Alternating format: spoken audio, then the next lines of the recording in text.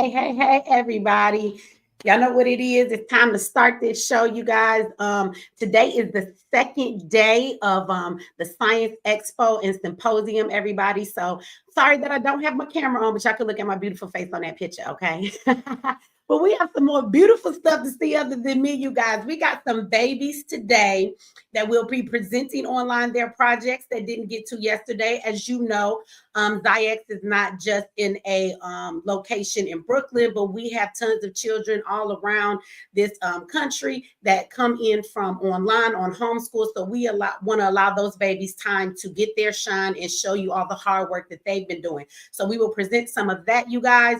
Then you will also have some speakers today that we get to see that will give some powerful information. And so you don't want to miss that. I do want to ask everybody to please share this live, okay? Like it so that the algorithms will push it through. As we know, I'm going to keep saying this, you guys, that we love the drama, right? And the drama will have all kind of people in here. And as you see, these videos do not get as many views.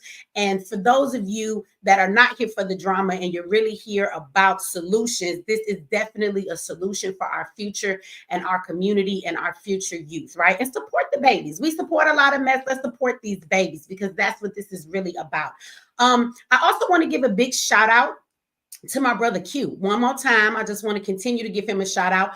We apologize that we are late. I know some of you guys are in here waiting for the stream to start back at 3 o'clock, but I want to remind you guys again that we can use all the help that you can offer. So in all that Q has to do, he is also over there today. He is trying to set everything up as well as being the man that has founded all of this, the one that is teaching these babies and putting this all together. He's also the one back there getting this equipment together, right? And so he was trying to set everything up on top of everything else. And that is the realness of grassroots. We don't always have everybody to do everything, so understand you can get in touch with me. If you don't have Q's information, please go to the website, you guys. I have put that in the top of my chat if you are watching over on my channel.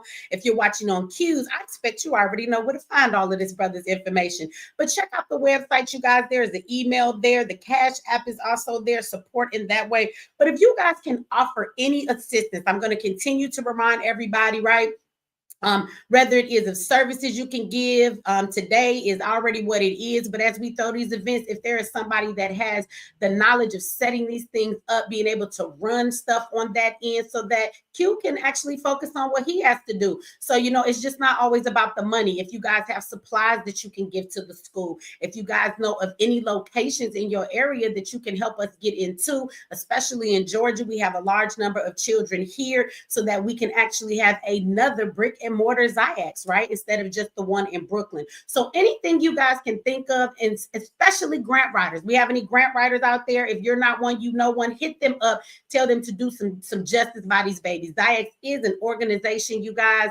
And so if you guys can help with grants so that they can have, money to be able to do the things that they do. As you see, Q is going to make it happen come hella high water, right? And so no matter what he has had, a little or a lot, he has always made it happen. So I want to continue to shout out the founder of Xyayx Institute and all that he has done. Okay, you guys. So again, please share this video, hit that like button, so that we can get this in the algorithms and get some people over here to see some positivity today. It's a whole lot going on in this country right now. It's even more going on when we talk about the Black community in a negative manner, you guys. So let's watch some positivity today.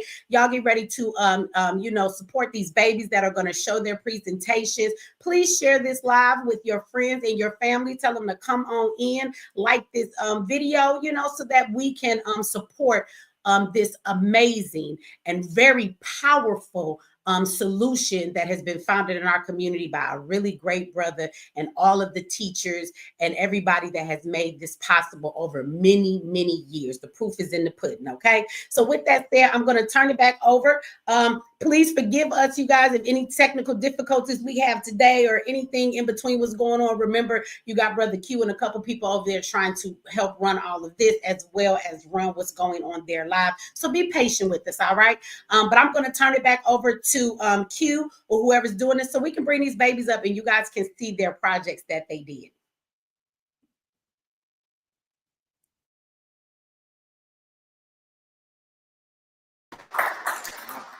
Hey, everybody online. Let me grab the other microphone. 1. Hey, can you guys hear me online? Can everybody hear us online? Yes, we can hear you, Q. Beautiful, beautiful. All right, get the time on.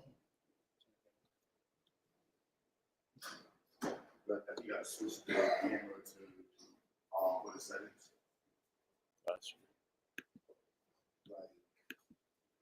Shout out to everybody online. It's hilarious. You know, well, not everybody here, but when we do our streams and we're talking about nonsense and politics and beefing, we get like 100 to 1,000 people watching. You know, it's educational stuff. It's always like 100 people, 80 people. But thank you to everybody that's here. We have about 100 people watching right now. Online, we have some students who are watching those. Good.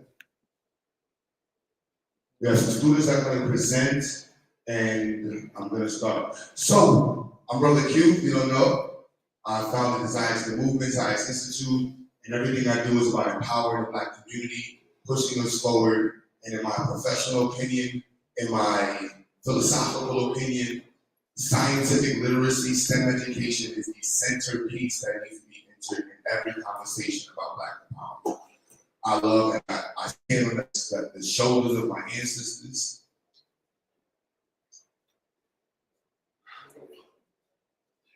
It's all right. It's all right, kid. Scott, you got it. You got it.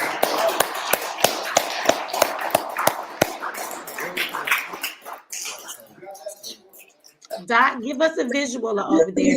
All right, I want to get, yo. I'm sorry. My mother passed Friday night. The most important instance is I stand on my parents. I would not be here. I would not have any type of this energy. It wasn't for my mother, my father.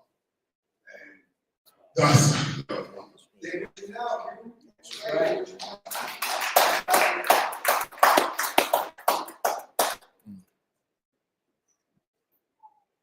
so yes, it's my opinion that science is the key component that's needed to empower the Black community. When we think about, I'm a Pan-African. I fight for Black people throughout the diaspora. It is a centerpiece of colonialism, scientific literacy. Whether we think about France, America, Britain, United States of America, all of these countries have used their colonial efforts with scientific literacy to propel their nations ahead. And the ability to stifle Black people's progress simply through excluding us from the conversations that are needed to get us to be able to produce. When I say produce, I'm speaking specifically on scientific literacy and to be very exact, engineering, doctors, scientists. In America, we make up less than 2% of those who are involved as scientists. We make up less than 2% of those who are engineers, less than 2% of actual surgeons and high-level doctors.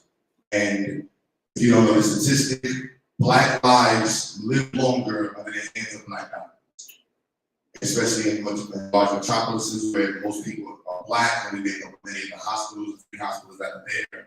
We live longer. If you go from Trinidad to Haiti to Ghana to Senegal, throughout the Black world, infrastructural science is a structure that's something that's missing, along with many other parts of the engineering science. Throughout the entire Caribbean, there's a shortage of engineers. Throughout Western Africa, Eastern Africa, Southern Africa, there's a shortage of Black engineers. And in order to fix, when I say fix, I mean specifically fix our problems, water issues, water sustainment issues, filtration issues, energy issues, home infrastructure issues, post-disaster issues. These challenges are only being solved by engineers and doctors.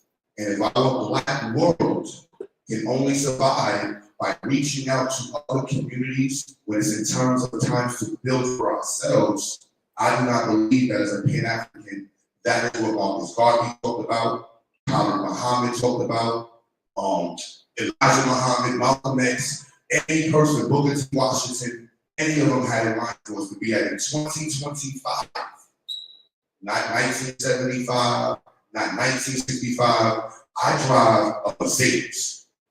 There is no reason why I cannot build a program in Trinidad. It is 2025. We are all over the country now. We have students all over the country. From Little Brownsville, we have a student, hopefully she's going to present, who's only going to be doing research on ways to use AI and machine learning to analyze the Mississippi River for pollution. We've been talking about, Brother Cato. Everybody online, that's Brother Cato's Street Smart movement last night message. But students working on using to develop prosthetics for injuries, right? The abilities we have in this generation are unimaginably and unmatched. We can go from AI to Arduino, our computer scientist. I haven't even met him, the brother who teaches us. He's in Texas. We have teachers that I think we have met across the country. Our electrical engineer is from Philadelphia. And we have all of these people, beautiful Black people, coming together to help us push forward. Our ability to profess and thrive in math. Two of the people that's going to be speaking today are math professors and doctors in mathematics. I might not get my butt kicked in differential equations. That's another conversation. However, it's a good thing to get your butt kicked the hell out of math. But the point is, we need to figure out how to get our seventh graders to be able to delve deep into our understanding of functions and how these functions relate to all the different worlds of physics, all the different parts of engineering. The language of engineering needs to be intertwined with our culture. When we think about rap and we think about basketball, every single child is thinking about who's better, Michael Jordan, LeBron James. We need these same conversations with our scientists. We need to be walking to the barbershop saying, yo, that dude, this brother made this microchip last week. I know what you're talking about. I'm trying. This might go in and out. Oh. Yeah, you're running with Chinese.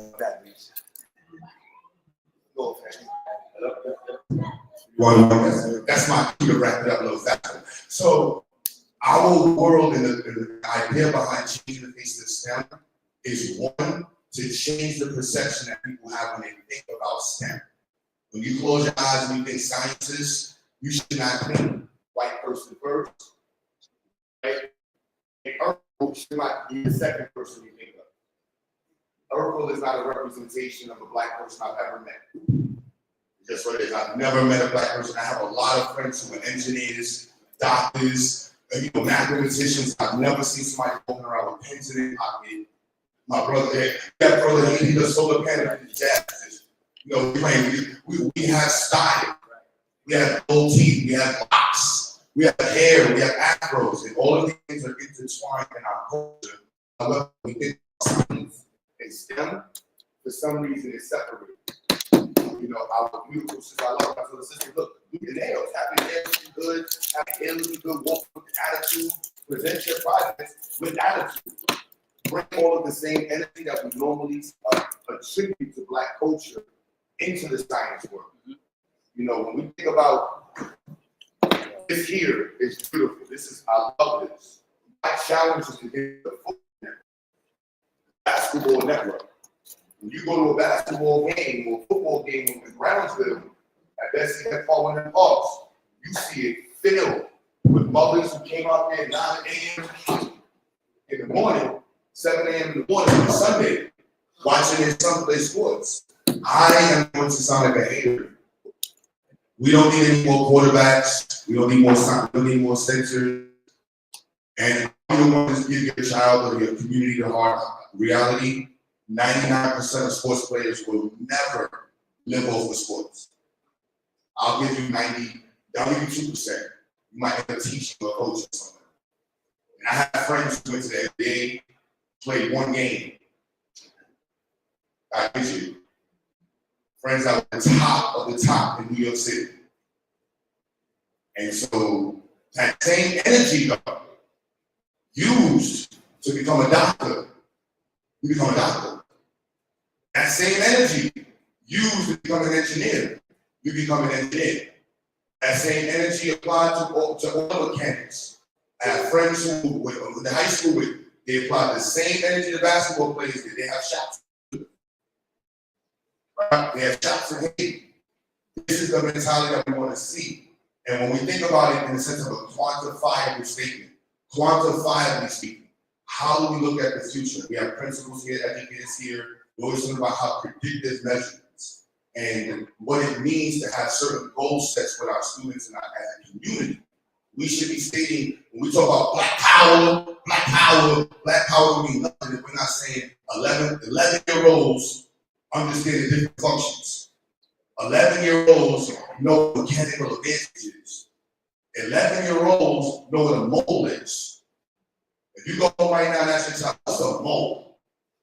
If you give them a bottle of alcohol, they say it's 70% isopropyl alcohol. Can you tell me how much alcohol is in it? What is the actual molecular breakdown of that? Your child didn't have a clue of the periodicity. That word periodicity. We're behind. If leverage has never been described to your child, if we've never heard the word leverage, polarity, we're behind the curve. Board of Education is here, Black colleges are here, the community's here. And we have to have a standard that we set. And we're saying, like, look, it's 2025. How many of our students, how many people in our community are entering the world as engineers? I'm back in college myself right now, City Tech. It is ran by company. And I don't mean black. And there's no hate there. The reality is it's ran by the brown community. The experience that the black students walk in with, having never used a mill, having never used a drill press, having never seen an hexagonal screwdriver, having the ability to touch a 3D printer only when they first went to college at 25 years old.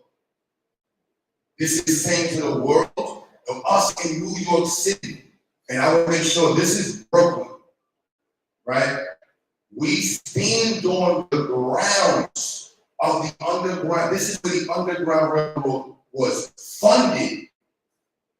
Black entrepreneurs, right in Wheatsville, right in Black Manhattan, right? Everybody knows Black Manhattan? Mulberry Street, Black Manhattan.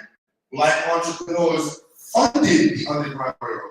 It was Black entrepreneurs who funded Frederick Douglass. Black entrepreneurs who funded Harriet Tubman's travels to New York and to the North.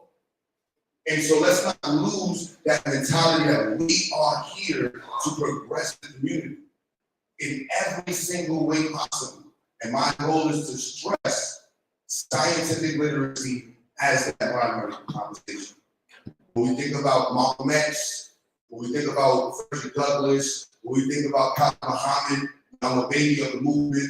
And so I think about them and I always think about, I did not ever hear them tell me we need to be good at physics. Huey P. Newton in every picture I saw with a Black Panther with a gun, I never heard one of them say within 5 years, we're going to manufacture our own firearm. Imagine 1960, 1970, Huey P. Newton said, we're going to focus on making our own firearms. Where we will be today. And this is in every facet. We chose one industry. Instead of every Black nurse, we're going to increase 5%. Every junior high school that has Black student population, predominant Black population, we're going to focus on making sure we're taking over nursing, we're getting into sensory applications, and we want to drive the mathematical aptitude of our students.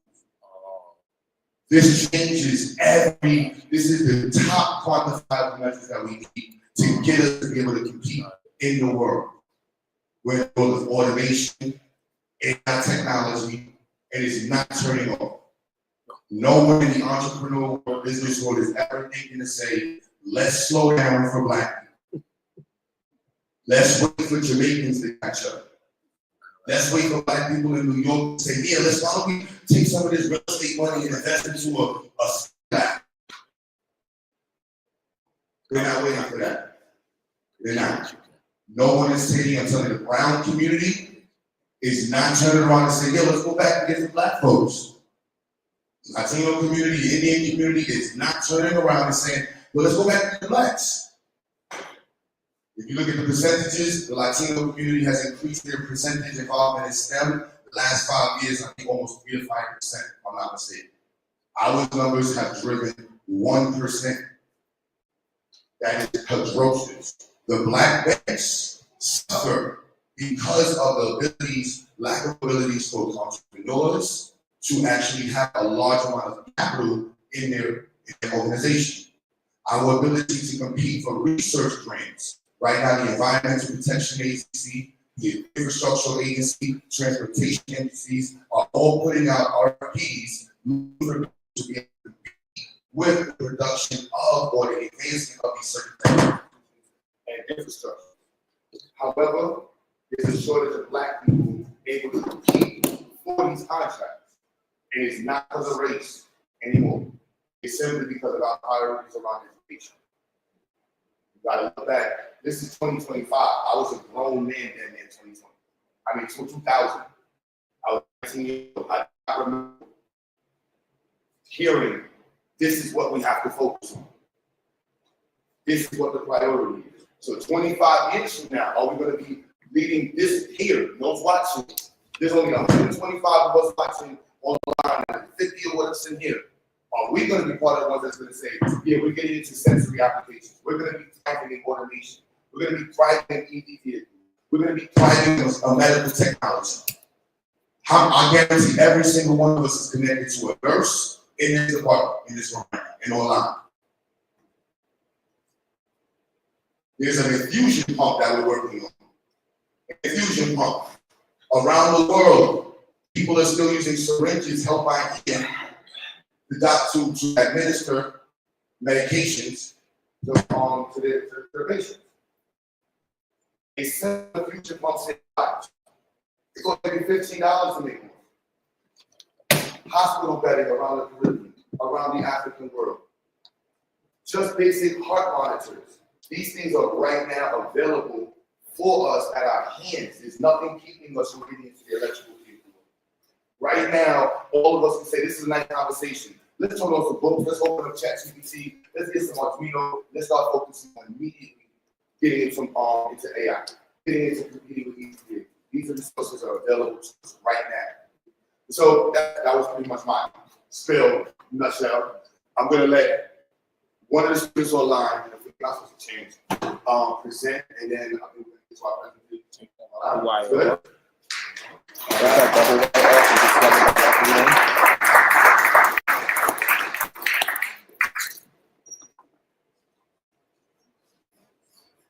All right, so I think I have Amina, are you ready? Amina, can you talk real quick? Yeah, I'm ready. Roman's ready. All right, you can present right now, Princess. Roman wants to present. You have your presentation, you ready? Yes, Roman has his presentation. First is, what's the itinerary?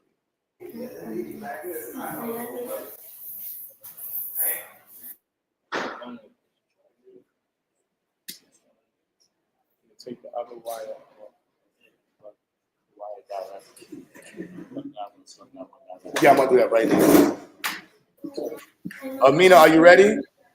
Roman said he wants to present. Go ahead, Roman.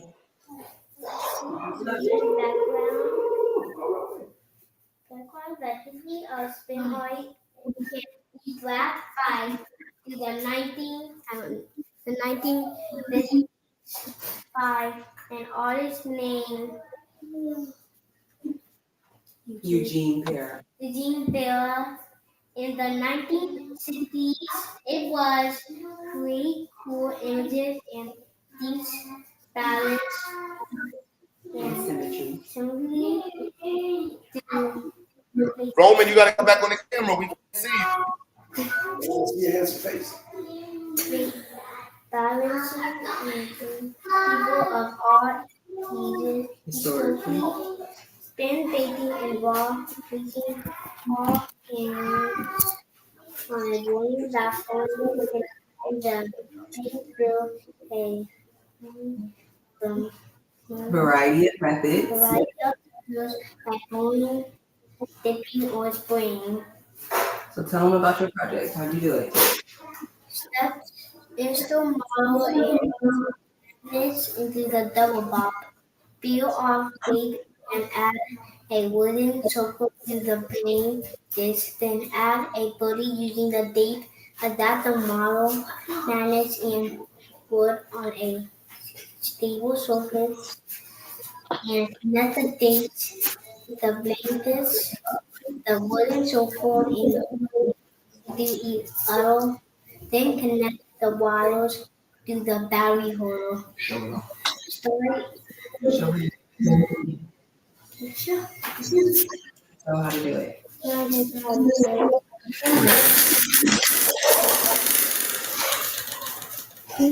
it is. And put it up so people can see. So this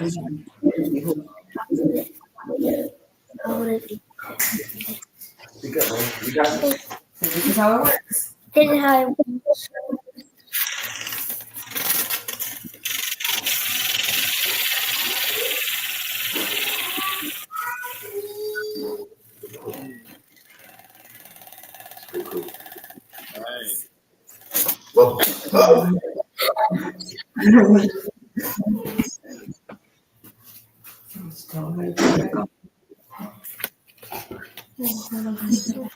I'll put it back on my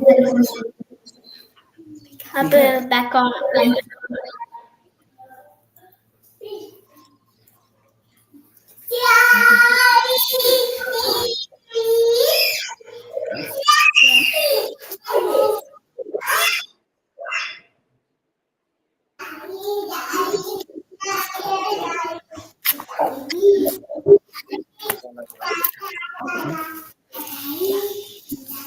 Ready? Finish it.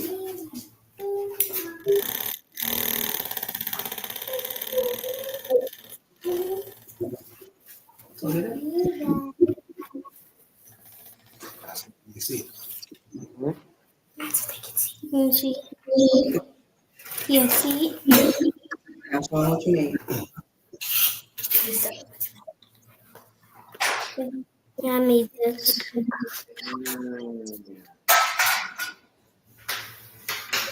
Anything else you want to say?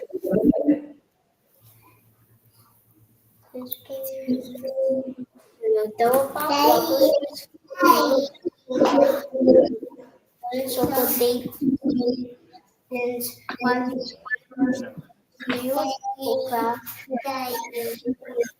actually for kids and be able to build this water all on would be natural.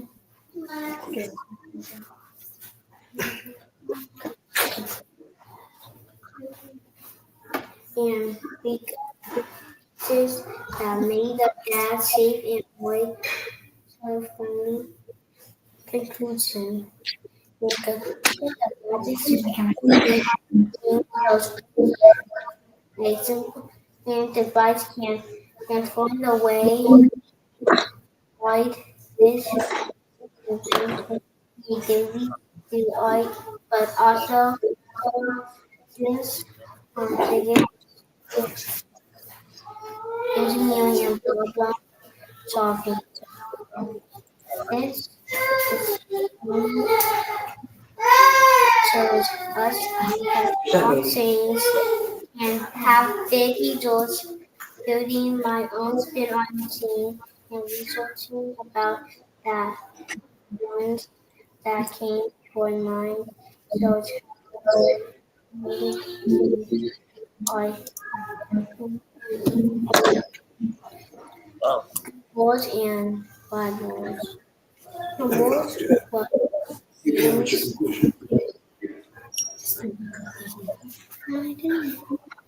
All right.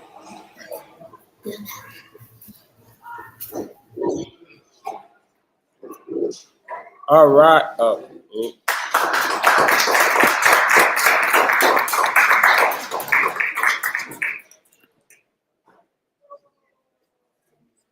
Good job, Ron. Hello?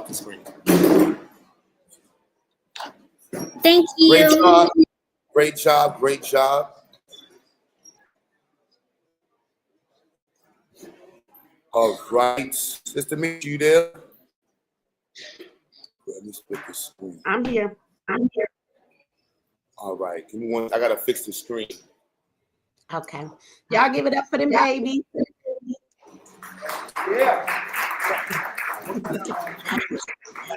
I think that it's amazing, even in that as young as they are, as Q was saying earlier, to just understand that planting those seeds in their mind of creating things, being in some part of STEM, it starts at that age, right? And so that they have this exposure.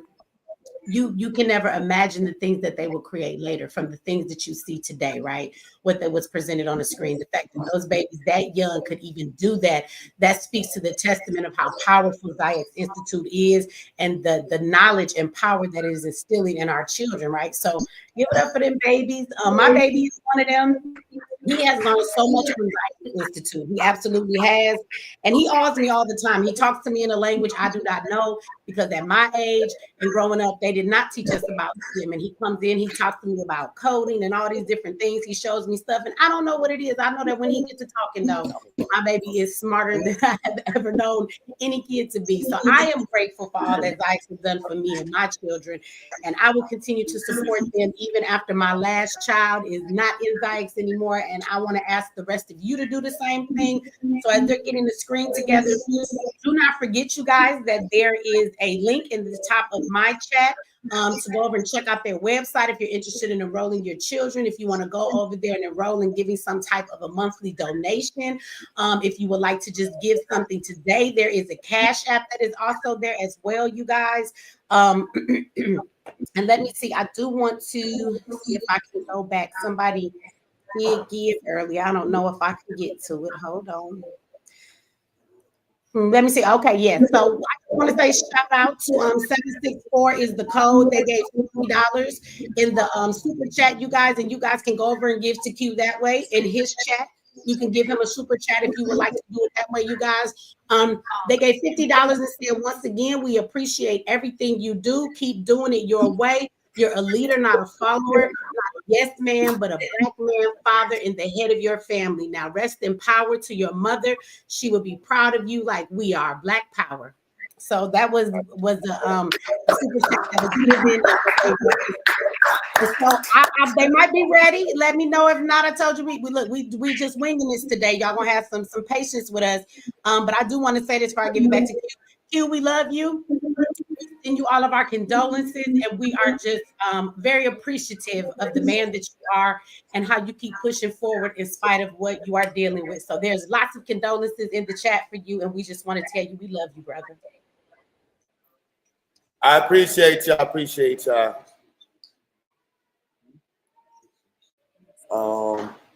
Where is Samuel? And all right, Sister Michelle's getting ready, and I'm pulling up I think I have 4 presentations. I have Mr. Brother Brown's, Brother Blackman, yours, and Sister Mr.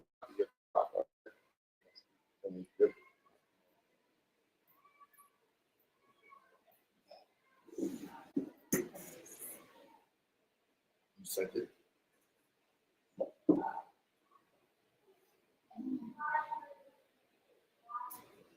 Oh, Sister. Hey, Sister Mer, how are you doing? I'm doing well. Give thanks. We are a few minutes away. No Give problem. thanks. We're just watching online. All right, peace and love. And all right, well, we get this up. I can see everything on this side. John, you can put the his license.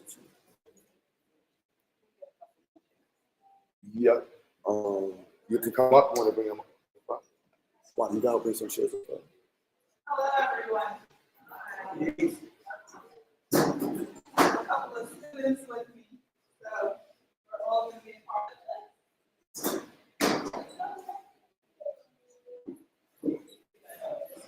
1 second. The next speaker's coming up, everybody.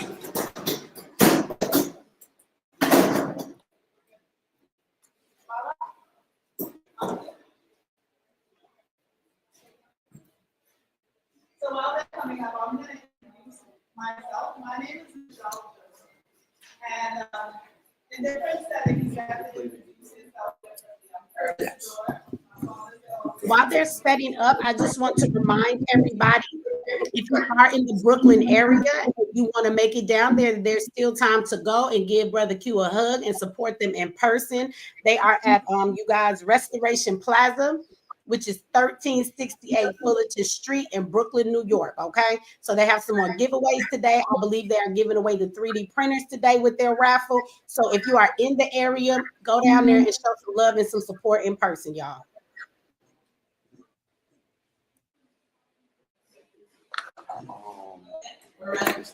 Perfect.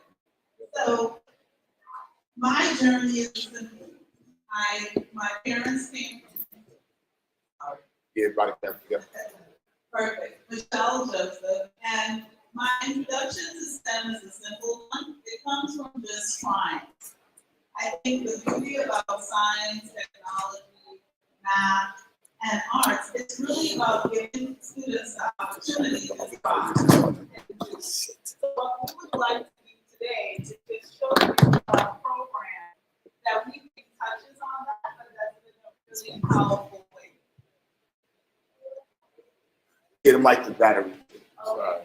So the vision is what if, right? I always start off in science, there's always a hypothesis. What if, when young people migrate to this country, there are programs designed to prepare them for the workforce, help them get to know their new countries, and also give them the confidence and skills needed in order for them to persevere, be more resilient, and be stronger for their community. And what is that program? Help the community in the meantime. So what I created under Talented 10 Works is a simple program. You see a kid, they have a phone in their hand. But right now, many of those young people are consumers. They're watching videos. Only 6% of certified video editors are African American descent. But look how much content is out there. Adobe, you don't need a high school diploma to become a video editor. Adobe certifies you. So there's all of these opportunities. Video editing has a 35% job security rate. You're not going to get fired. So what are we preparing our young people to do? What's the side hustle? They're on TikTok, they're on Instagram, but are we actually positioning them for them to be competitive in this profession? So that's the vision of this program. So what I created 2 years ago was a what if moment. What if I found amazing educators that live in the communities that our young people live in, watch what they watch, listen to the music, and said, what if I show you how to do this professionally? And what if the content, the videos you practice on, comes from your community? We went to local restaurants. We went to nonprofits. We went to gardens. We went to churches. And we said, we know you're taking a lot of pictures. You have a big screen up in your church. You got screens up in your restaurant. What if you let these young people take that content and finish it for you, dress it up for you, add some effects, audio, all of that good stuff. So that was the vision. And what we did was powerful, I believe, because many times when young people approach business owners, our small business owners, they're not really open to them. Don't stay too long in the restaurant. What you buying, right? We don't treat them how they need to be treated. This is our future that's walking in the door. This is generations that we're building here. We have to handle them with the reverence that they deserve. And many times when we look at our youth, we don't do that. So this is an opportunity to give them a skill that they're already doing on their own, and saying, dress it up. Give it to your community freely and let them see what you're capable of doing. So I've invited a couple of those young people here today and my partners in this work. So the first person I'd love to introduce is a good friend of mine, my fellow Trinidadian sister.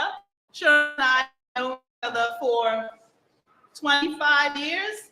We started teaching in East New York when no one wanted to go to Jeff. I went there, right? So it's been a journey, and I'd love to introduce her officially, Dr. Sherma Fleming, the principal of Aspirations High School, to talk about the journey. Hi, Dr. Byrne. Hi, Randy. That's my same partner. Do I need a mic, or can I use my voice to project? Hello, everyone. Good afternoon. Huh? Oh, that's. I am now one to speak in front of people. Everyone knows that. My name is Dr. Sherma Fleming. I am the proud principal of Aspirations. The Diploma Plus High School is one transfer school, is one of 42 transfer schools in New York City. I am located on East New York Avenue between East 98th and Ralph. A transfer school that many of you guys don't know is a place where young people who went to a comprehensive high school were not successful, but they come to an alternative school. It used to be called alternative schools. We're now called a transfer school because they're transferring from a comprehensive school to a much smaller environment where things doesn't really change much, but the environment changes. The students are from 16 to 21. They still have to earn their high school diploma. They still have to take Regents exams and so forth. I deal with students who are court involved. I deal with students who are newcomers, as my babies who are here today. I deal with students who have external factors that's hindering them from coming to school every day. But the most thing, what my vision is as a principal was always to provide my students beyond what their eyes can't see, right?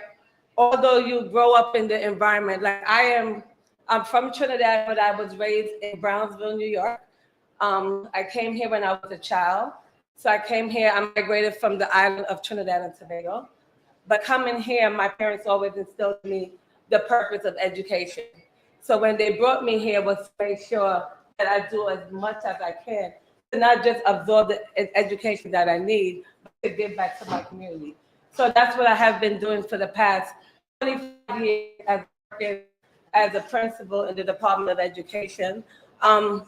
With this program, my friend, my colleague, my Miss Michelle Joseph, when she came with the idea of providing students with the opportunity to become video editors, I was like, that's something great.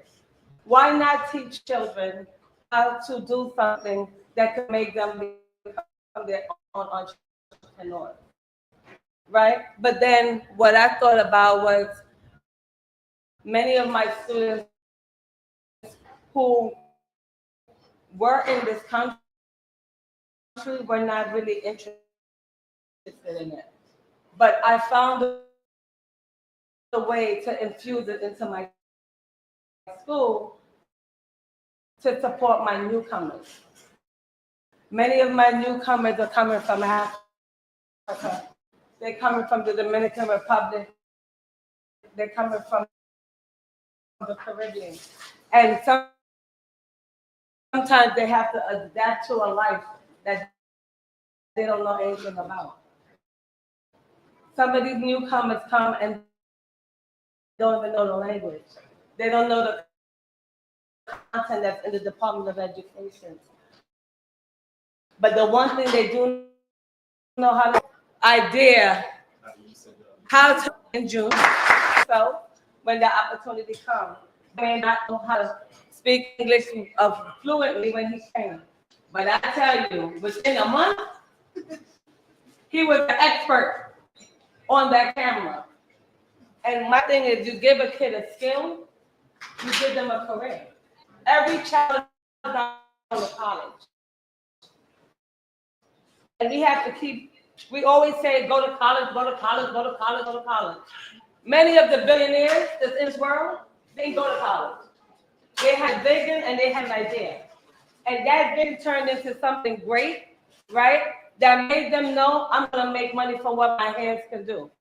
And these young people are making what their hands can do, using video editing as this tool to make sure they do what they can to become successful. So thank you guys for being here to support our young people as we continue on our journey of video editing. Thank you, Dr. Fleming.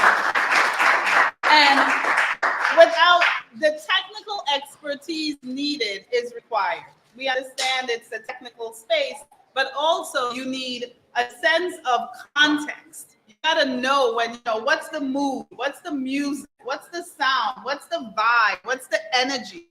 And they need to build that because they're adapting to a new space. So my partner in teaching my amazing students video editing has been Ramel Hyacinth Eel, and I'll let him tell you a little bit about himself.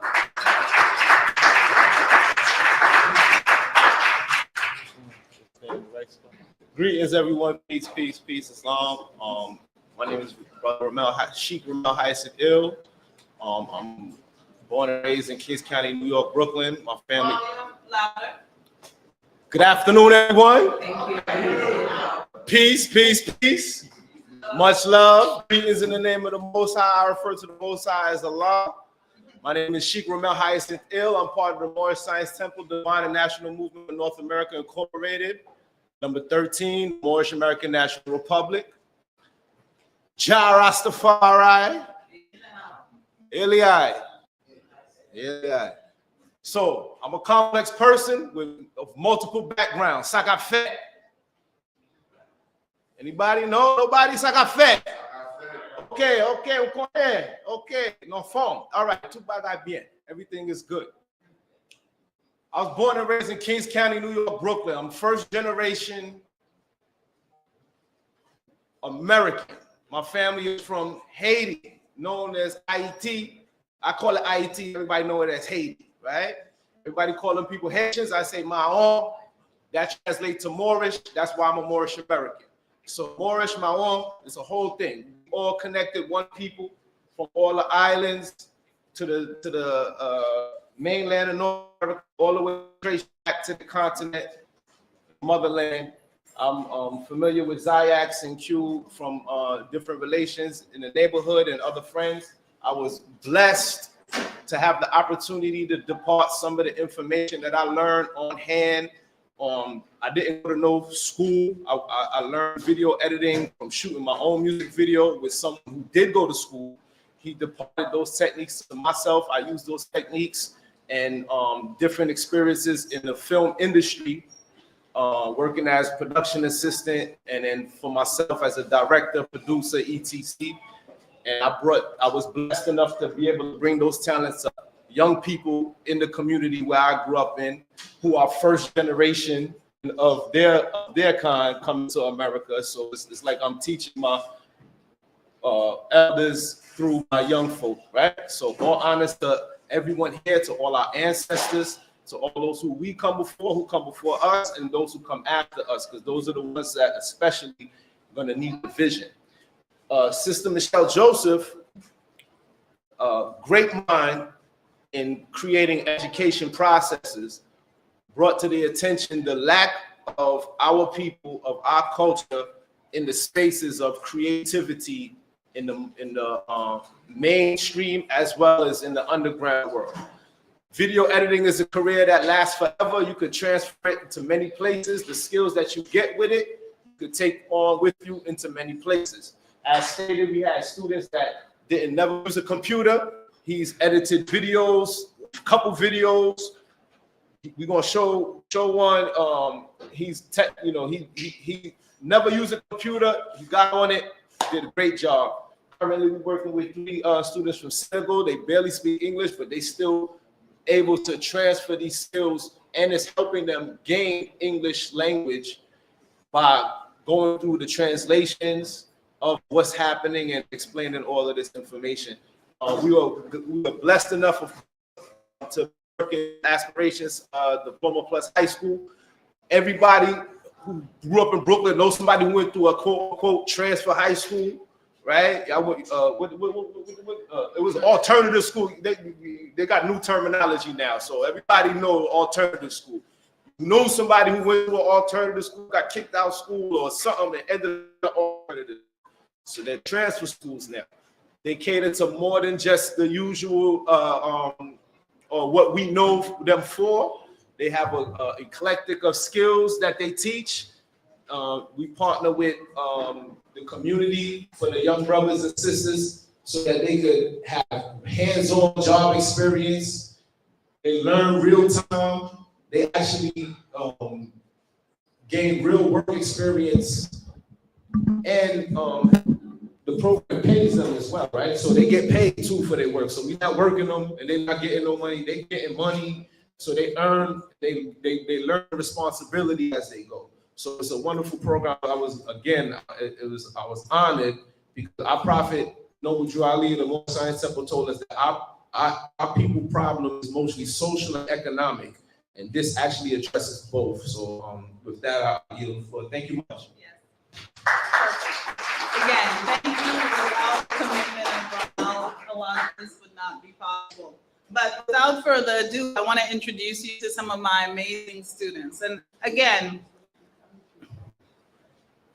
a what if, this is where this work starts. You're solving. What if we had the opportunity when new arrivals come to introduce them to the village, the businesses, the schools, the thought leaders, strengthen them, anchor them to our children who are here, how formidable that future would be. So this is the generation that we're doing that with. And I want to take a minute and have them introduce themselves. They're a little shy, again, baby steps for some of them. But the first person I'd love to introduce is this young lady. The first exercise we asked her is to say 6 words. You don't have to master the whole English language, but if you could tell your story in 6 words, who are you? Hemingway said that. Everyone could tell a story in 6 words. Great stories. So this is Bala. And one of her words was warrior. So let me introduce you to her.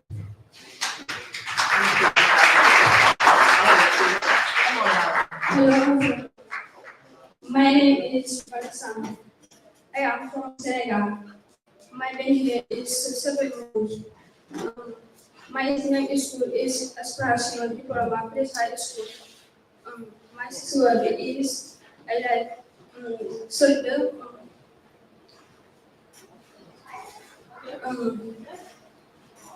School, doctor. Keep going. I remember.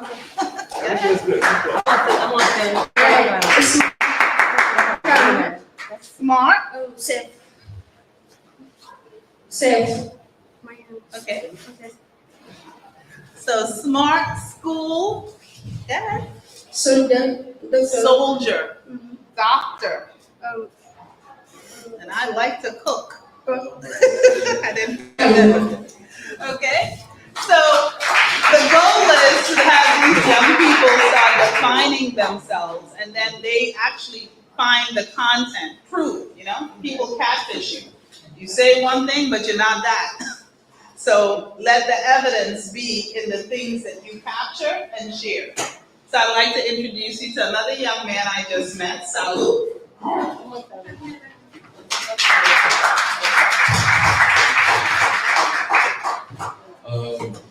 Good afternoon, everyone. My name is Xyayx. I was born in America here. In 2014, my parents sent me to Africa to memorize the Quran. In 2024, I come back to continue my school, achieve my goal. Thank you very much. My 6-year-old is happy in France, friendly and Muslim, and love and wise. Okay, thank you very much. Thank you. My happy, calm Muslim writer from Senegal, Salud. And last but not least, I'd love to introduce you to Falou.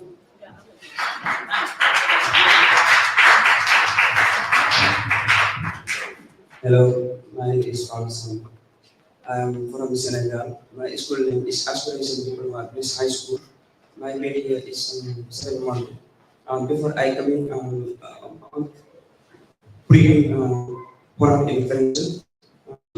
I'm reading in English.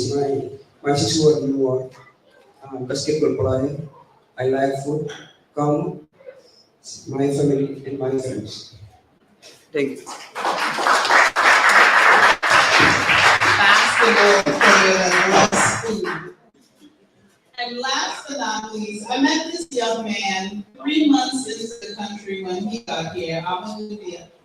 And Amadou is amazing because what he has done, he has become a big brother for the newcomers. So he's taken upon his shoulders to help them navigate, support, and also help them with video editing. So I'll have him briefly introduce himself. And he created his finished video, so I want you to see what the work looks like when they do it. Thank you. So I'll have you introduce yourself. Hello everyone, my name is Amadou Diallo. I'm from West Africa, Guinea. I came in 2003. Yeah, that's it. Thank you everyone. That's all you want to share? So we're going to have a brief video of Amadou. So Amadou had to, again, create his 6-word story. He had to find the content, and then he had to master Adobe Premiere. He had to create the audio, the soundtrack, and he had to do also all of the transitions and other additives. So this is his finished work, and thank you guys for having us. Ready?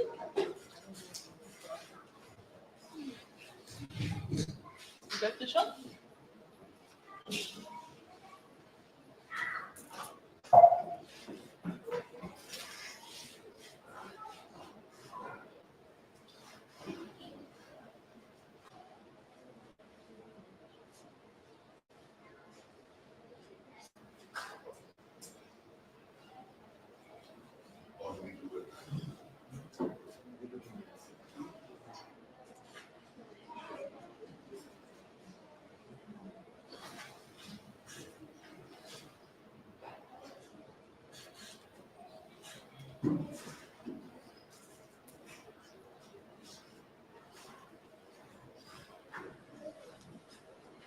I'm trying to share the video.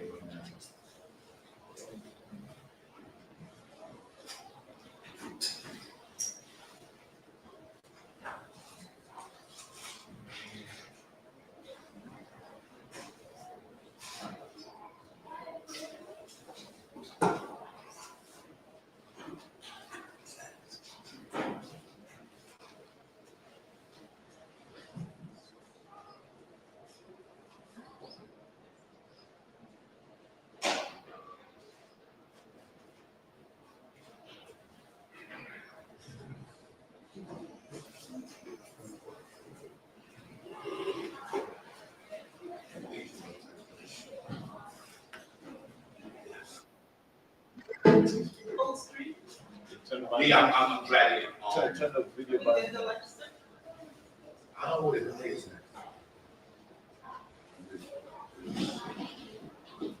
The guy with the blue, I believe it's fine.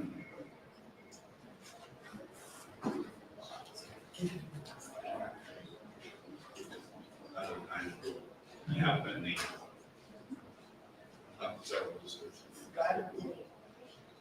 Hey, everybody, I think there's something up. So bear with us until the screen come back on. And in the meantime, while you guys are waiting for them to show on their end again, don't forget all the things to donate are in the description of the chat at the top of my chat.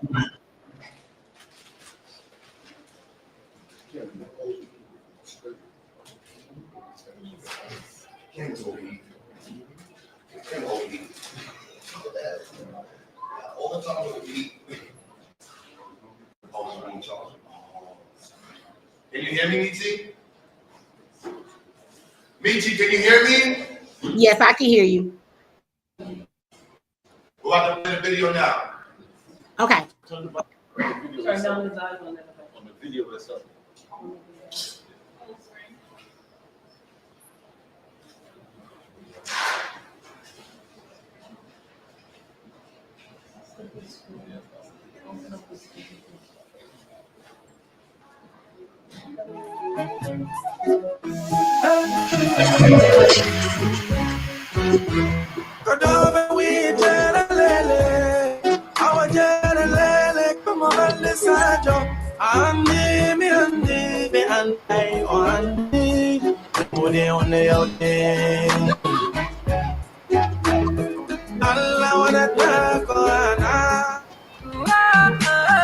Aduna doko munyi da wafuli Yalande go wotu ndende hoti Kofudo rebe olete Aji uchi baby ya idajas Natino ha Fia mwa yangino ha Nene umunyino ha Ala oko aljanda Ki Nene Ida mongo Ki Nene Gaji mwande kabike Nene Vida mongo Barki Aide Aide Nyanga futbe Aide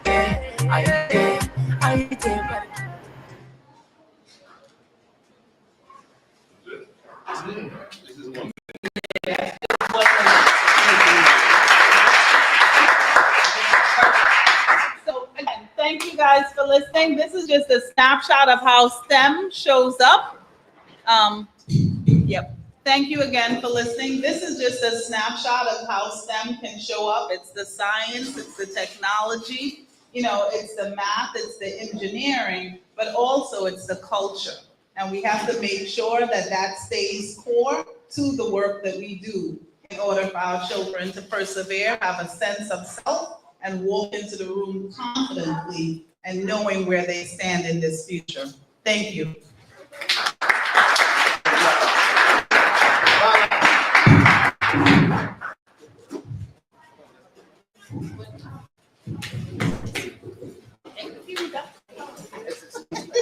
All right. Lolly, you can come back more, Lolly.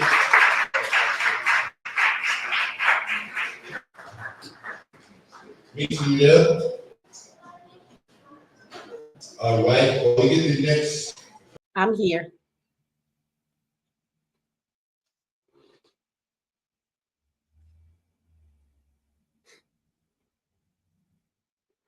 All right, you guys, I think they're making a transition. Like I said, bear with us. I don't know. I think another somebody is going to present online as well. I'm not sure if they have other speakers, but anyway, again, as I told you guys, Q's doing it all. So y'all bear with us for a moment, you guys. Thank you for everybody that is tuned in. Even with the difficulties with the screens and getting stuff together, we really appreciate it and appreciate Q for putting this together for the community, you guys. So once again, I just want to remind everybody about Xyayx Institute. I want you guys to know that all the information is at the top of my chat, okay? You guys can go over and check out the website. Send it to somebody that may be in the area or may need the services. You guys, you can go over there and see all of the programs that they have. Maybe it'll get your wheels turning and it's something maybe you can offer, aside from money. There's plenty of things. The money that we get actually purchases things that we need. So if you have the things and don't have the money, we appreciate that too, of the services. So take a look at the site, you guys. Go ahead and share that with other people who may need the services. You can go over there and do a monthly donation, even if it's $5 reoccurring. You can have that set up over there on the website as well. If you want to give today, you can do that with the Cash App. And it looks like they might be ready. So I'm going to turn it back over to Q where he is.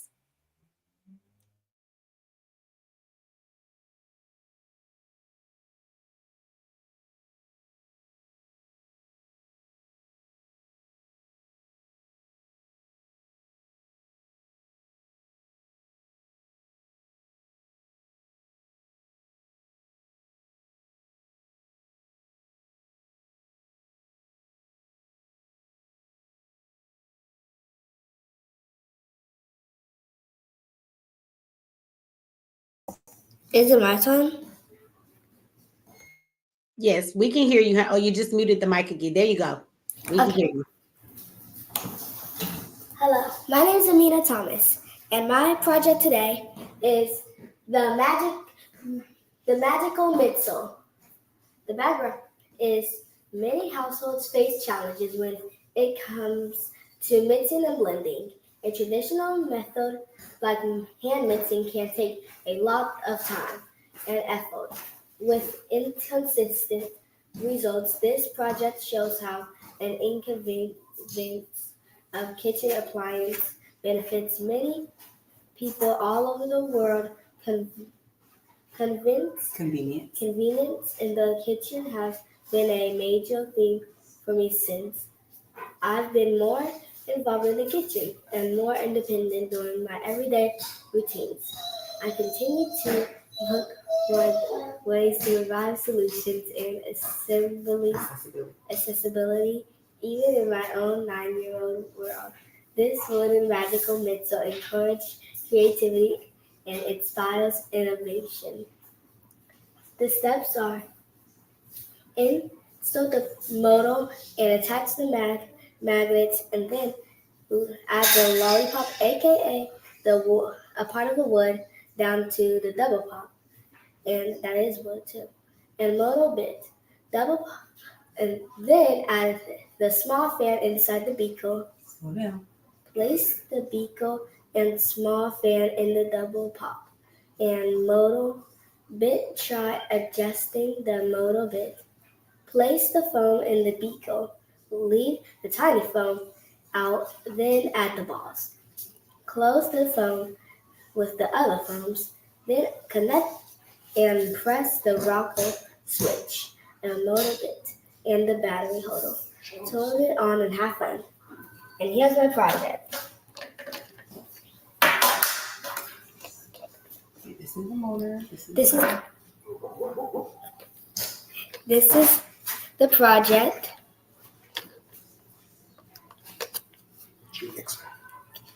It's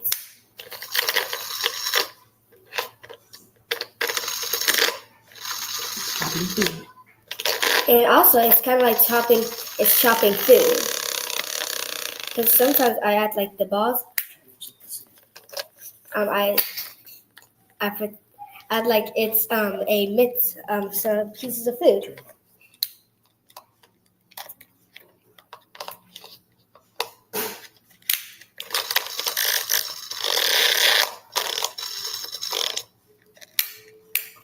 And also the problems of it was when the mixer kept when the inside the fan when it kept touching the container, so that it'll make that also spin faster. Sure. Like this.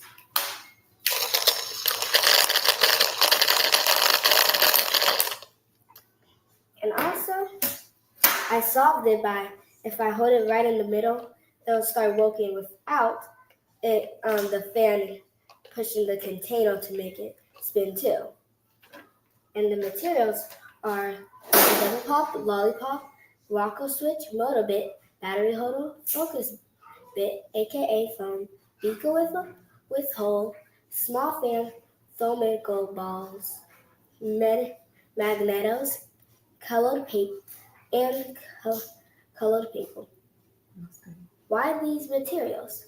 The materials were crafted especially for kids to be able to build this project all on their own, with pre-measured and pre-cut pieces that made the task safe and more child-friendly. In the conclusion, this magical mixer project was able to simulate how a real food processor works. This used basic science principles like motion, power, and design, and how it can be applied to many everyday life problems and scenarios. I learned engineering is very important to make life more easier and efficient, even down to household kitchen items.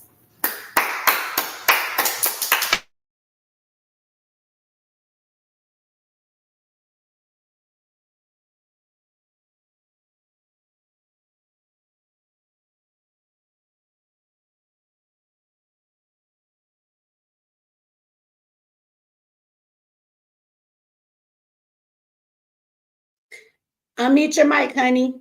Oh, okay. I guess she's done. Give it up for the baby. Unmute your mic because we couldn't hear her. Okay. We got Q and them back on the screen where they are. So I'm gonna give it to Q. Look like he got something he want to say. Sorry about that. My camera, for the first time, is for some reason overheating. But great work, Alina. Great work. Great work. Thank you.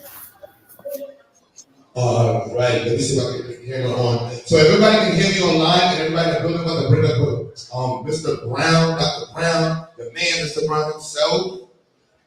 And as he's coming up, I want to discuss one of the challenges we're facing and that we're overcoming. So as he comes up, so we have an initiative called Changing the Faces of STEM. And our goal, like I said, is to increase the amount of Black people involved in STEM. Now, the scientific competitions is one of the greatest ways to get students to actually be able to compete and thrive in the world of STEM. And so, double check the two make sure we have the presentations. I pull up the email.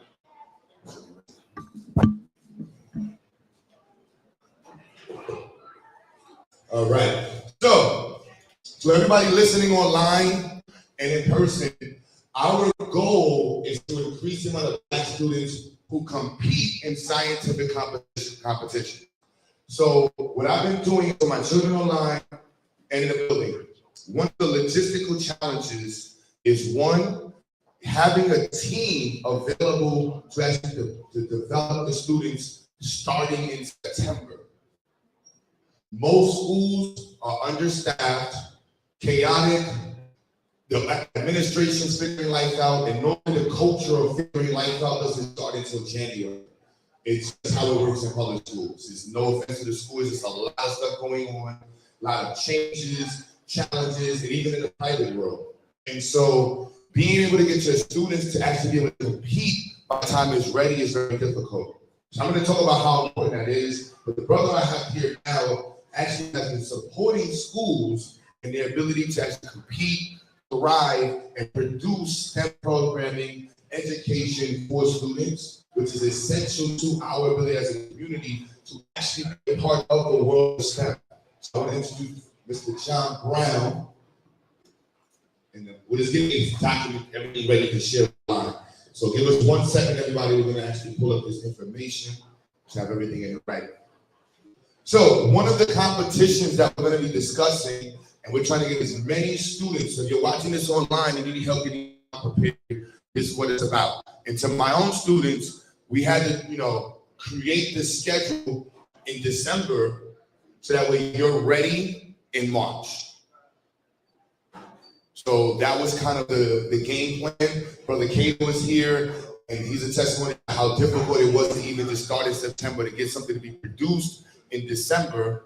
Now we have time to actually refine it, do more, and actually be on time for the competition.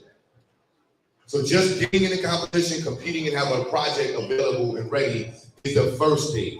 And then, of course, the second stage is actually having something that's competitive. So this is where we are as an organization and a community, getting our children ready to compete and also be competitive in these science fairs. The first one I would like to tell you about is Regeneron Science Fair. This International Regional Science Fair. They have a $500,000 prize for the international winner. The regional winner, I believe, starts at $10,000 and goes up to $50,000 for your region. The national regional winner, I think, goes up to almost $100,000. My numbers might be a little off, but they definitely do support. They also support schools and organizations. So all people who listen, if you're a teacher, you're an educator, you represent an organization, you want to get involved with this. The next one we're going to be doing in New York is the TRA Science Fair. This is for high schoolers.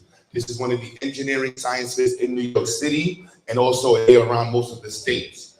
And for junior high schoolers, there's something called the Thermo Fisher Science Fair. That's for 6th to 8th graders. Thermo Fisher Science Fair. So if you have a child in 8th to 8th grade, even if they're not in the school, they're homeschooled or any school anywhere on the country, just email the Xyayx Institute, and I will help get your presentation together, your project together, get your materials, whatever it needs to be, to help get your beautiful child to be able to compete in the scientific competition. We good? You got it. If not, if you can drag the window over here, it'd be easier to straighten. Well, I'm gonna let you introduce. So your brother John Brown, clap it up for him, y'all. Clap it up, y'all.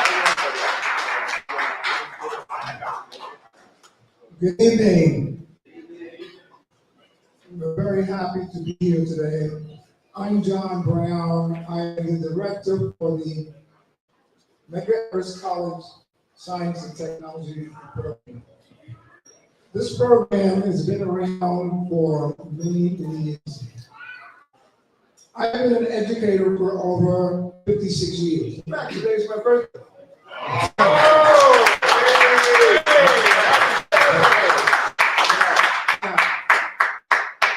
Usually when you get to be my age, people usually ask you, well, how old are you? And I have to come up with a problem-solving way of telling you my age. So I'll put it this way. Today is the 7th anniversary of my 12th birthday. You tell me how old I am. Oh, wow. 84. Thank you.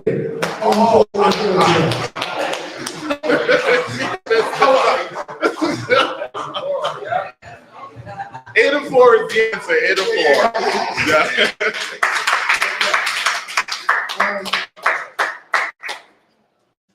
We're very excited to be here today. In fact, just to show you that our net, in terms of what we're doing, how it extends, Dr. Fleming, who's here today, is a part of what we do at Medgar because her school is one of the schools that we provide support for, and I'm very happy to see her here today.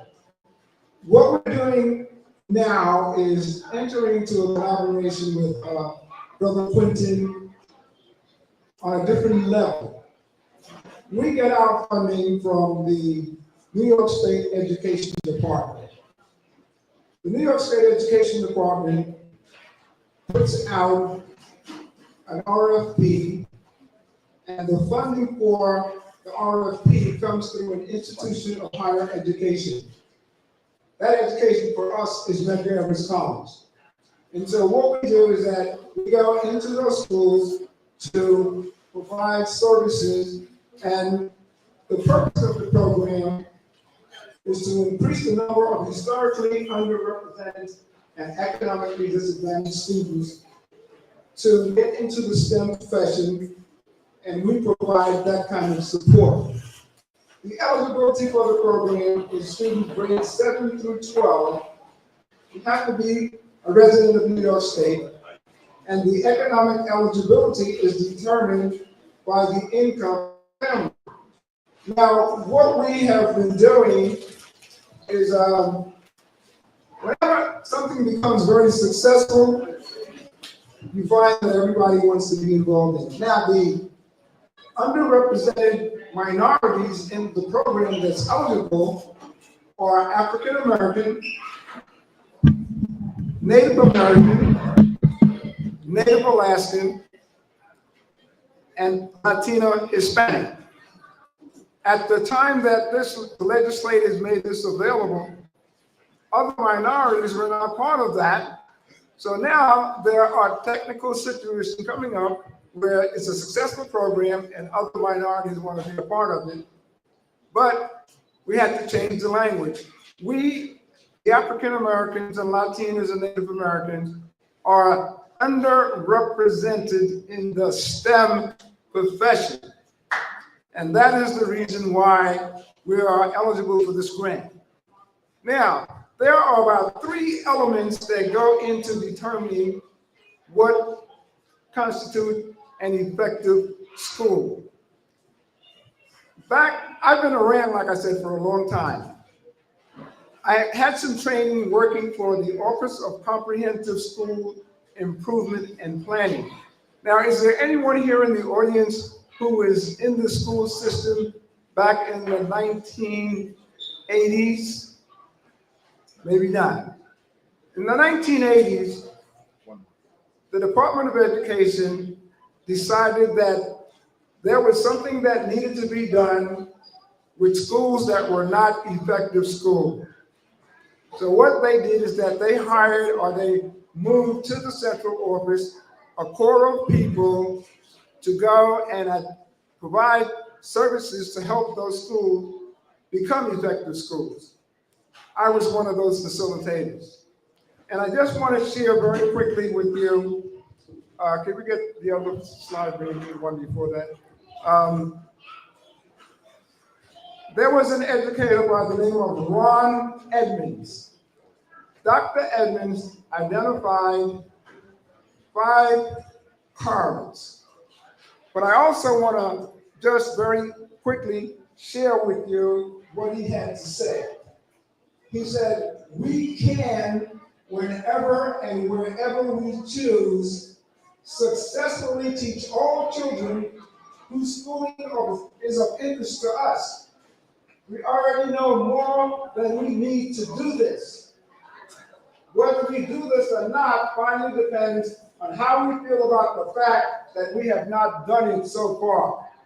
So that is our task, is to make sure that any program that we put together is going to be able to provide what is ever needed to get our youngsters into STEM.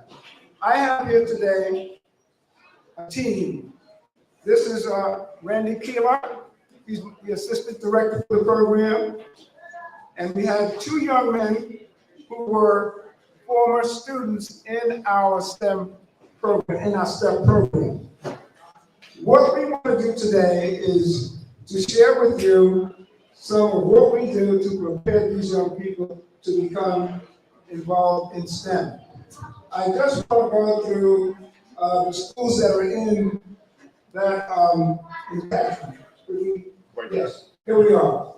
We have 3 high schools: Bedford Academy High School, Gates Avenue, and Bedford Avenue, Brooklyn School for Math and Research, which used to be the old Bushwick High School. We have New Heights Middle School in East New York. We have the Trey Whitfield School on Williams Avenue, right off Atlantic Avenue. We have Maya 11 IS 285 in District 18. We have Gladstone Atwell MS 61 on Empire in New York. And we have Aspiration High School. Yeah. Those are the schools that are in our STEM program. Now, we provide services for more students than we're contracted for. Right now, we service over 400 students.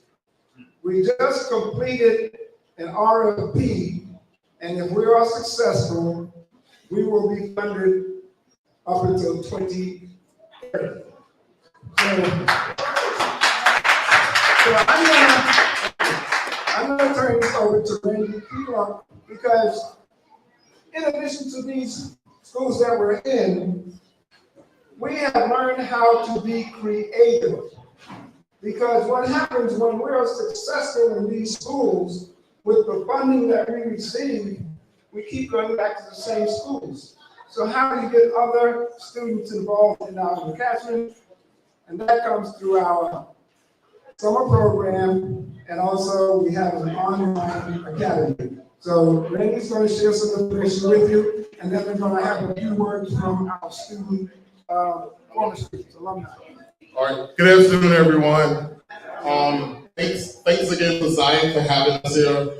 Just want to shout out, we're connected to Medgar College, and shout out to Dr. Blackman, who's the chair of the math department, a great mathematician within our community, everyone knows her.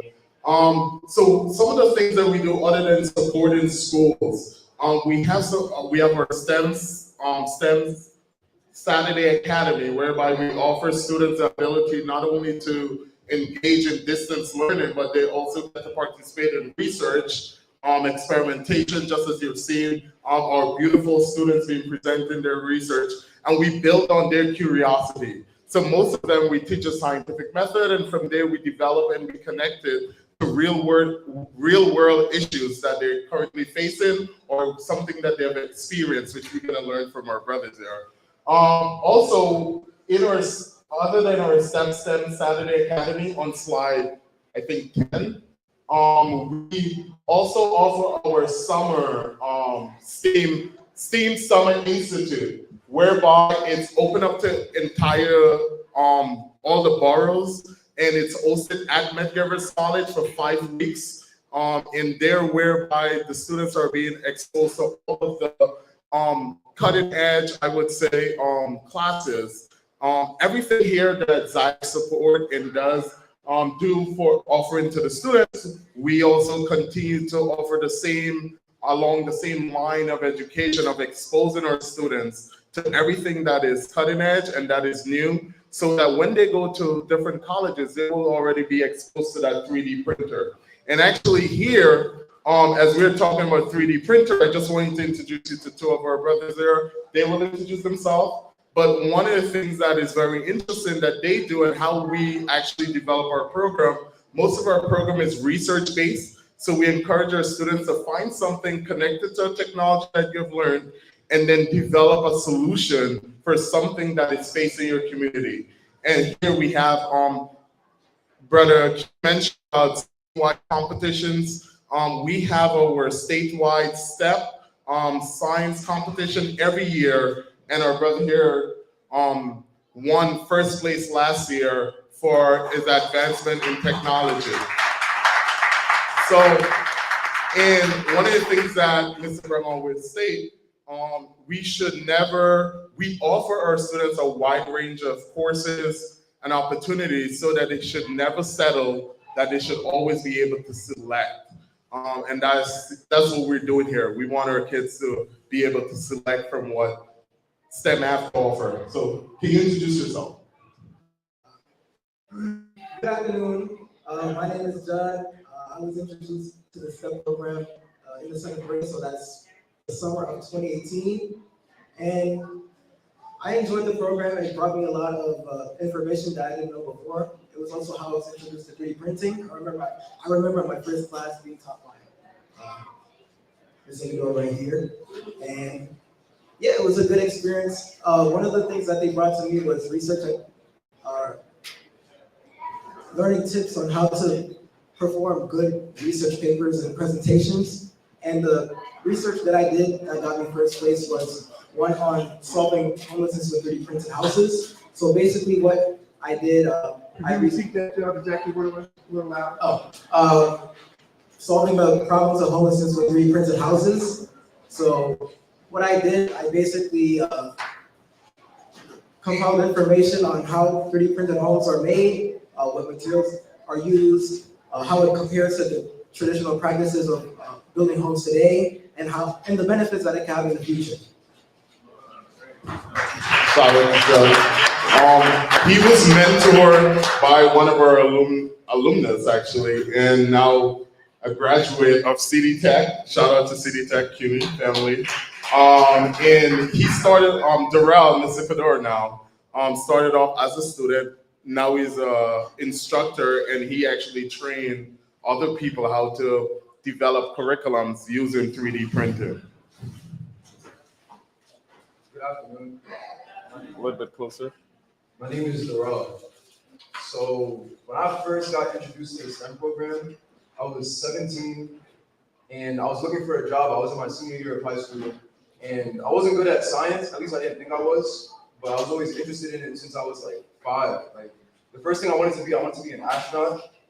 And it just seemed like science was like hard because in school, my grades wouldn't reflect my interests. So I remember the day I met Randy. I had the opportunity to work with the STEM program, the STEP program, and I said, can I still work with you guys even though I'm not good at science? And he was like, as long as you have the interest, like you can come through.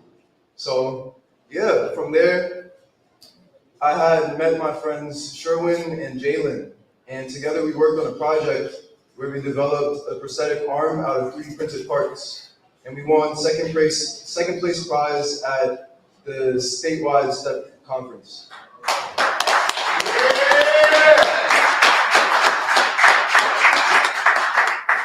So that was my introduction to 3D printing. And after graduating, that's when I began teaching 3D printing. So that's also when I met Judd. After graduating what? After graduating high school. High school. Cool. Continue. Yeah, so this program, it gave me the insight into learning more about myself. I like design, I like science, and I like math. And the intersection of all those things was architecture. So I went to school for architecture. And in fall 2023, I graduated with my bachelor's degree in architectural technology. Yeah! So can you say you're a scientist now? In terms of my mentality, yeah. I'm a Yeah. scientist. Thank you.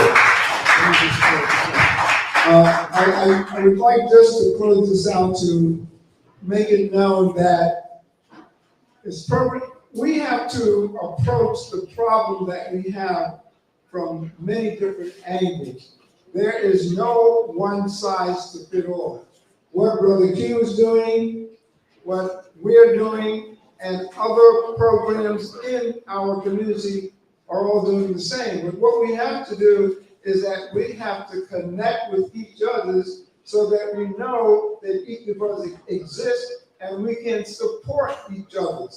So that's what we're doing. That's our goal. That's our objective. I would tend to think that over the years, since we have had the Medgar Evers College Science and Technology program in this community, that we have graduated somewhat about maybe 15,000 students that have come through that program. So thank you very much. I'm going to give a big shout out to Mr. Brown since it's his birthday.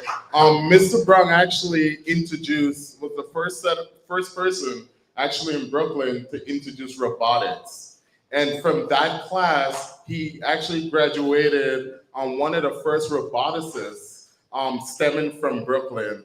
And that young man reached out to Mr. Brown a few years ago and said, thank you for introducing me to robotics. So I just want to say on his birthday, thank you for pioneering STEM careers for so many different people and making us all scientists and love STEM and even bringing who we are. We don't need to change who we are. We bring our collectiveness or who we are as a people, even our blackness, and be scientists. So thank you. And let me just close this by saying that Randy, how I got to meet Randy was a C-STEP student at Medgar Evers College. We hired him to do tutoring. When we had a vacancy in our program, I searched all over Brooklyn until I found Randy. True. Now that's why he's the director for this program, and we call that recycling. Yeah. Thank you. Thank you. Clap it up, clap it up, clap it up. Here's, forgive me, my camera, we broke the wrong charger and they got the camera overheated. So we're gonna try to move a little more faster. I only have a time machine. I need y'all to hear the time. You have a time machine, right? I need a time machine. He's going in here.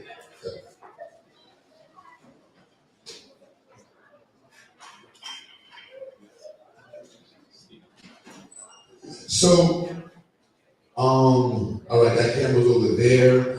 And then Alika and Divine, we're gonna have one of you present after he speaks, and then we're gonna get the next speaker up, okay? We're gonna take some of the chairs to the back because we're out of seats in the back.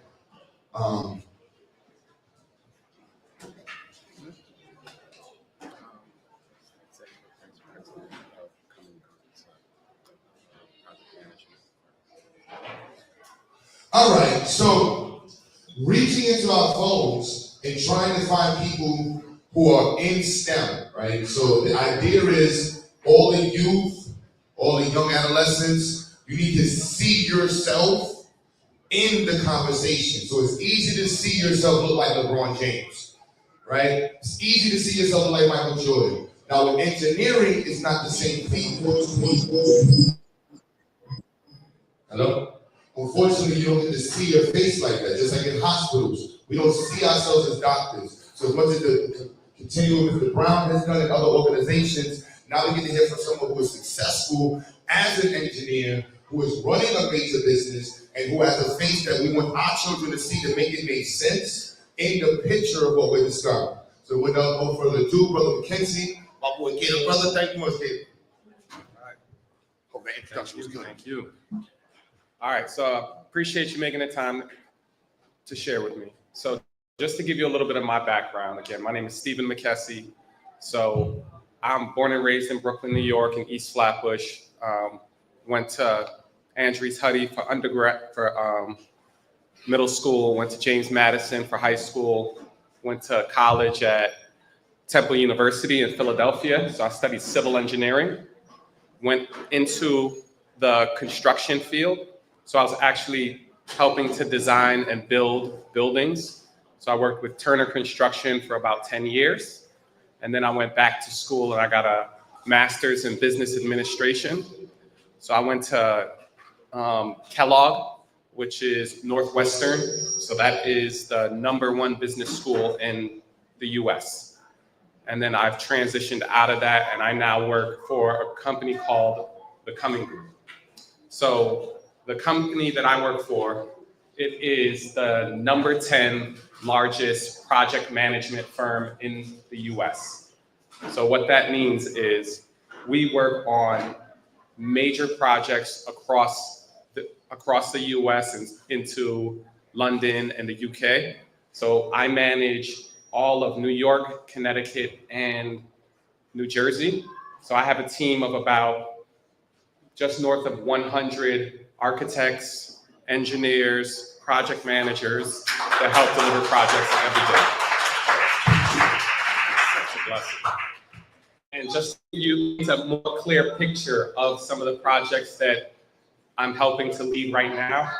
So one of them includes the new Terminal 1 at JFK. So I have a team over there. I have a team at the Waldorf Astoria. So it's a pretty large, about 1.4 million square foot hotel in Midtown. We've got the New York Climate Exchange. So basically on Governor's Island, we're helping to design and build a conference center and labs where we're gonna study climate change for both New York, but more globally, and create a home for people to also test new technology to help improve and slow climate change. So all of the work we're talking about, very important.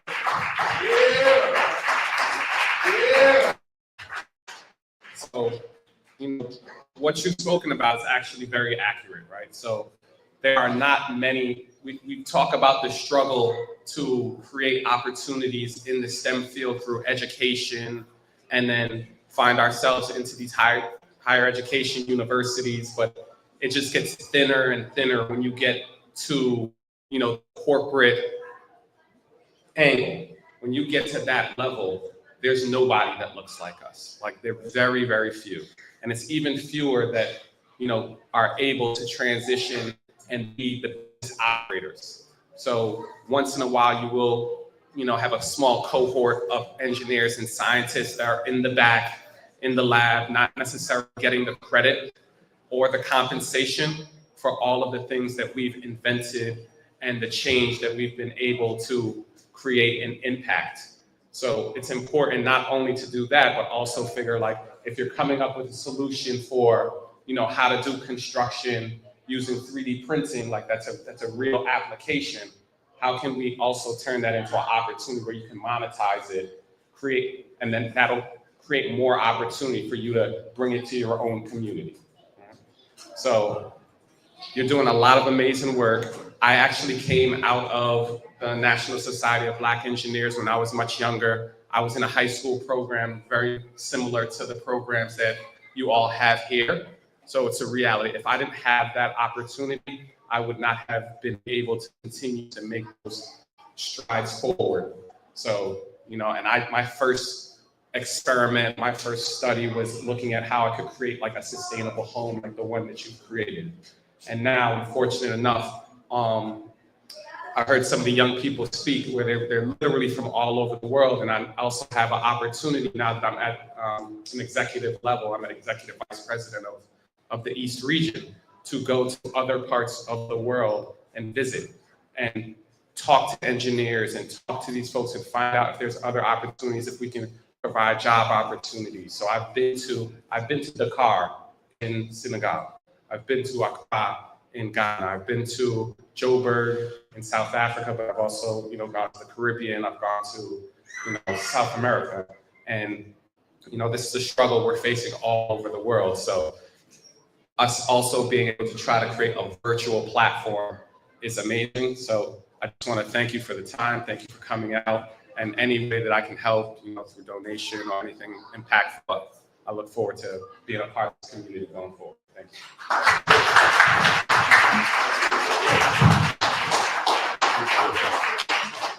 The journey is never going to end. It is not going to get simpler. But as we motivate each other and find ways to actually transverse the arena and maze, it makes it a lot easier. Let me not use the word easier. I'm not going to say something easy. I'm not even going to lie. It's never going to be easy. Right? Don't look for the easier. Look for how you can get stronger. Dr. Fleming, sister, have a great day. I want you to know she's doing an amazing job, y'all. Clap her up, y'all. Clap her up. I know a lot of people, I'm in the private world. I know a lot of people like in the school, I know the private world. But educators are educators. And it is no joke dealing with other people's children, dealing with time, lack of resources. So shout out to every educator across the world doing the thing that they can work. The next one, I want to let a student go. Aliga or Daquan, would you like to present while we get Dr. Blackman to come up? Can you turn I want you to turn your cameras on. Aliga, Divine, Daquan, can you hear me? Turn your cameras on. We need you to turn your camera on. All right, there go my boy, Divine or Divine. Divine, let's bring Divine up. Divine, don't be nervous, princess. There she go. Divine, you ready? You have to unmute yourself. Yes. All right, we're going to let you go. We don't have a lot of time. We're going to talk to you like 3 to 5 minutes. All right, let me go to Yes. Okay.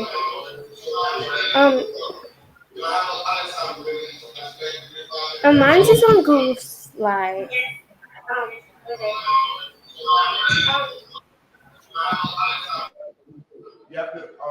Divine, you have to mute all of the other audio before you talk, okay?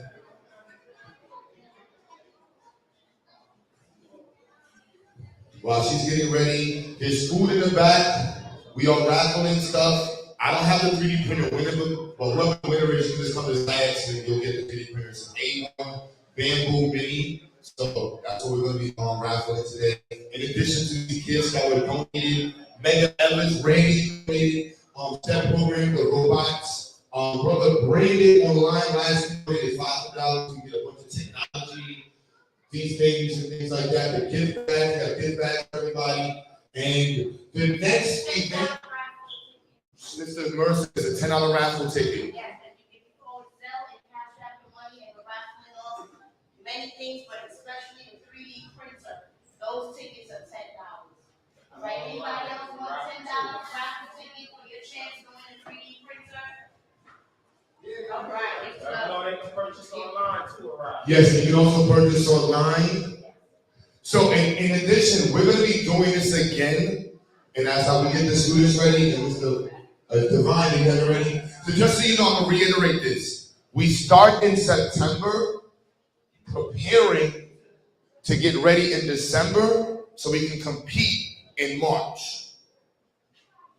That's a lot of CPT time, but I'm trying to count all the hours, life, bills, family, and I think but for schools is not easy. So any administrator watching in schools, organization, we're going to be doing this again in June, but that's going to be the end of the year celebration. Did we do it? Did our children recompete? What did it look like after you started in September? And then again, the next step, in December 2025, we'll be doing this event again. So if you want to have your children have something to present, it starts in August. So don't wait till October to email me.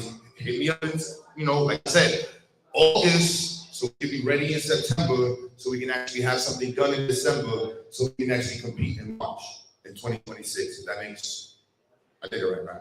I carried it too, right? Yeah, I did it right. Mr. Kim. Divine, are you ready? Oh, you know what's real? I don't even have a hat on. That's how you know it's real. I got the forehead out. Wow. Nobody gonna tell you, let it go around with the forehead out like that. God, no, I'm supposed to put that away. Divine, are you ready, princess? You gotta hit up on the screen. You good, Divine? Yeah, we hear you now. Could you see, can you let me share my screen? You gotta hit the button that says share screen. And if you got the black thing, you're gonna come up after that, right? You have to hit the button that says share screen. I did. It's not working. Wait, stop. Just wait. Can you see my screen now? Hold on, we're gonna see the window. You're gonna see application. You gotta take it out of full screen. And then you should see a little window at the bottom. There you go. Okay, well, my project it's called the river cleaning device, and it's based on me trying to me making a project to clean up the Mississippi River. What is the problem? The problem is the pollution in the Mississippi River, along with record low water levels due to climate change and droughts, and changing flash drought patterns leading to declining water levels over the past century, barge backups caused by low water levels. The history about the Mississippi River. In 1758, French ethnographer Antonio Simon Lepage Departs claimed the name Mississippi River meant the ancient father of rivers. Although he was wrong, the Ojibwe name Mississippi actually means long river. The concept has stuck around. The river even inspired the classic song Old Man River from Showboat. During the 1937 flood, the New York Times reported frantic efforts to build barriers against the rising waters. Now we know the Mississippi is much older than previously thought, and that it used to be way bigger. Genealogists like Sally Porter, Michael Blum, and Randall Cox have revealed that the river actually started flowing around 70 million years ago, back when dinosaurs roamed the earth. While the Missouri River is just 2 million years old. Originally, the Mississippi wasn't as vast as it is today. It expanded by picking up tributes like the Platte and Arkansas rivers. And about 60 million years ago, it was collecting water from the Rockies to the Appalachians, swelling to 4 to 8 times its current volume. The river has played a significant role in American culture, making the western boundary between Spanish and American territories until the 19th century. After UN forces captured Vicksburg in 1863, Lincoln saw the river as a symbol of unity. Mark Twain also celebrate its spirit, while indigenous groups like Ojibwe and Dakota Mountain, a deep spiritual connection to the Mississippi. The river has influenced urban growth and social movements, notably the Great Flood of 1927, which spurred the Great Migration of African Americans to cities like Chicago. This disaster led to major public works aimed at regulating the river for shipping goods. Since 1900, the Mississippi has inspired countless songs, which residents also often welcome paddlers traveling from Minnesota to the Gulf of Mexico with food and shelter along the way. Why I chose this project? I chose this project because of the pollution project. Because of the pollution problem in the Mississippi River. The industrial revolt revolution began in Minnesota in the late 1800s, starting with the logging industry. As the industry grew, it produced a lot of waste, including sawdust, which was often dumped in nearby rivers. A study by the Army Corps of Engineers in 1881 found that many sandbars in the Mississippi River were filled with sawdust instead of sand. This was one of the many pollutions affecting the rivers. Additionally, various types of garbage chemicals were being released into the into the river. By the 1930s, the river was getting around 144 million gallons of sewage and waste every day. The pollution caused serious health issues. For example, the typhoid outbreak in the late 1800s and early 1900s, leading to an average of 95 deaths and about 950 infections each year. This highlighted the severe impact of river pollution on public health. What are they doing to clean the Mississippi River? In 2010, the Great Mississippi River Cleanup (GMRC) was initiated by Living Lands and Waters to inspire communities to host an annual cleanup event.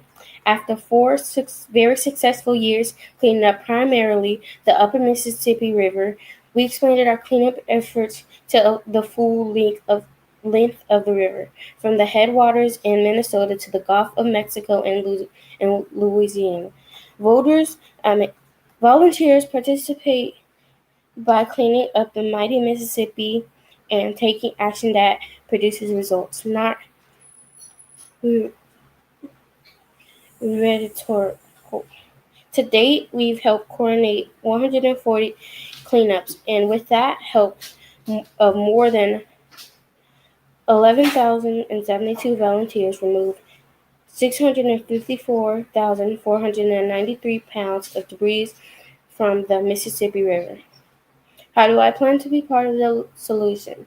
My plan to be part of the solution is to design and build and innovate river cleanup device specifically for the Mississippi River. The device will be capable of removing plastic waste and other debris that pollute the river, preventing further damage to the ecosystem. I will start by researching the most effective materials and technology to create a sustainable and durable device. Then I plan to test prototypes and work with local organizations to implant the device in the river. Ultimately, I am to raise awareness about the importance of keeping our rivers clean and contribute to the preservation of the environment for future generations. The river cleanup device will help the environment by removing harmful debris and plastic waste from the Mississippi River. This will reduce pollution, prevent animals from getting entangled or ingesting waste, and help restore the river's natural ecosystem. By cleaning by clearing out contaminants, contaminants, the device will improve water quality, which can support healthier aquatic life in plants. Reducing pollution also prevents toxins from entering the ocean. As the Mississippi River is a major waterway that eventually flows into the Gulf of Mexico, overall, this project can help protect biodiversity, improve public health, and promote cleaner waterways for future generations. Fun facts about the Mississippi River. The Mississippi River is home to diverse wildlife, including 360 species of fish, 326 species of birds, 145 species of amphibians, and 50 species of mammals. It is the third largest watershed in the world. The deepest place on the Mississippi River is 200 feet deep, located near Anglers Point in New Orleans. The river has played a significant role in the industrialization of the United States. The name Mississippi means Great River and comes from Ojibwa Native American tribe. The Mississippi River has a total length of 2,340 miles. At its current length, the Mississippi River is the second longest river in the world.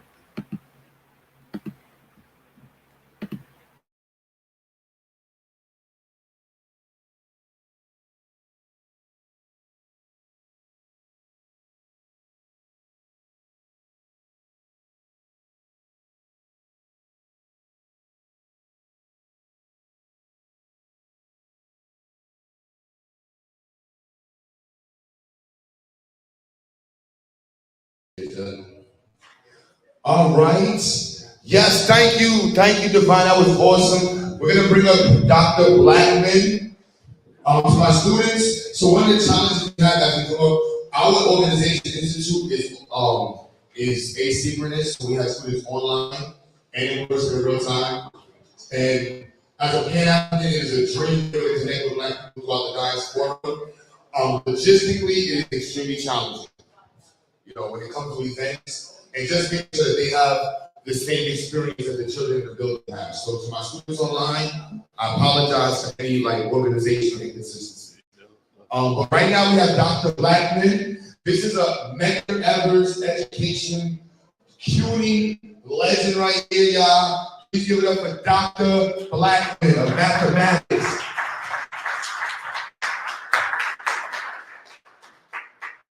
Thank you, Q. Thank you, folks. It is a genuine honor to be here.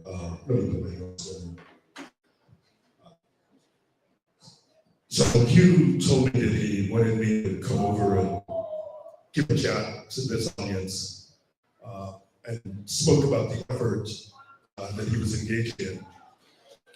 I was very, very, very excited because I have been longing to see the kind of development that we're seeing here this afternoon in the community around mathematics and science.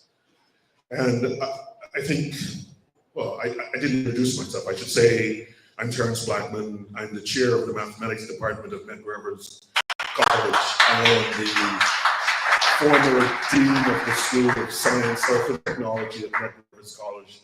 I've worked there for 35 years. I'm the former Martin Luther King professor in the mathematics department at MIT. I'm many things, but most importantly, most importantly, I am a mathematician who cares deeply about mathematics in the African American community, and this is precisely why I've served at Medgar Evers College for over 30 years. Let me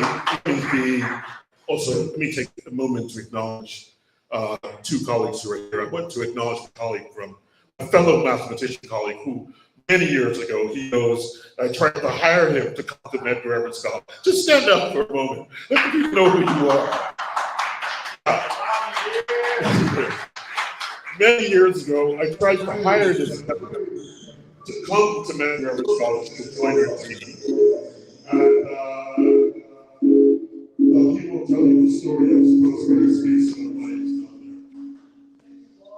not there. No.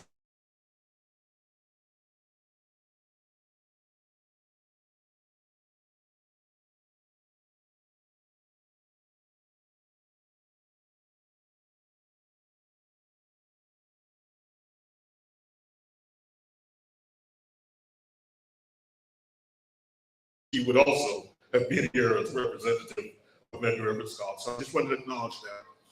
And I wanted to acknowledge John Brown and Randy Keeler for really the remarkable work that they've done. And when he said that he was 84, I was blown away because, but then I thought I've known him for many, many years. I've known him for at least, maybe 20 years, right? So he could legitimately be 84, but I have lots and lots believing that you're 84. Just looking at you. So congratulations. Whatever you're doing, if it's the science, I'm glad. And I wish that I will have a part of that at some point. Right? Colleagues, just give it up for John Brown. Just a remarkable work in service to community. And I think the last thing I want to say in way of acknowledgments, I want to acknowledge you. I mean, when you said that your mom had passed recently, and I thought, you know, we don't really appreciate our folks and the work that they do. And so I wanted to acknowledge you on that level to say, you know, may the ancestors continue to guide and protect you and hold your spirit in.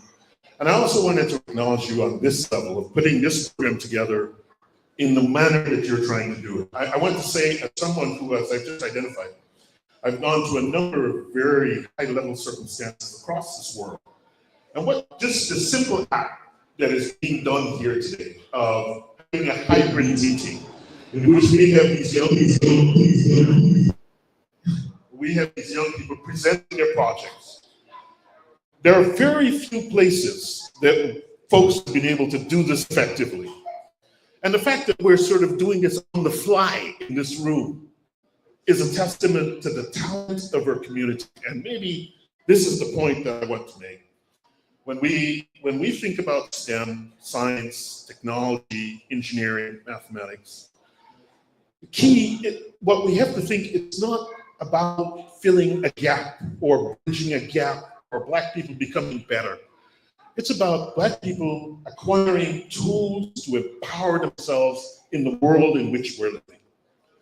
And in the world in which we're living, the jobs in science and technology are growing twice as fast as the jobs in the non-science and technology sector.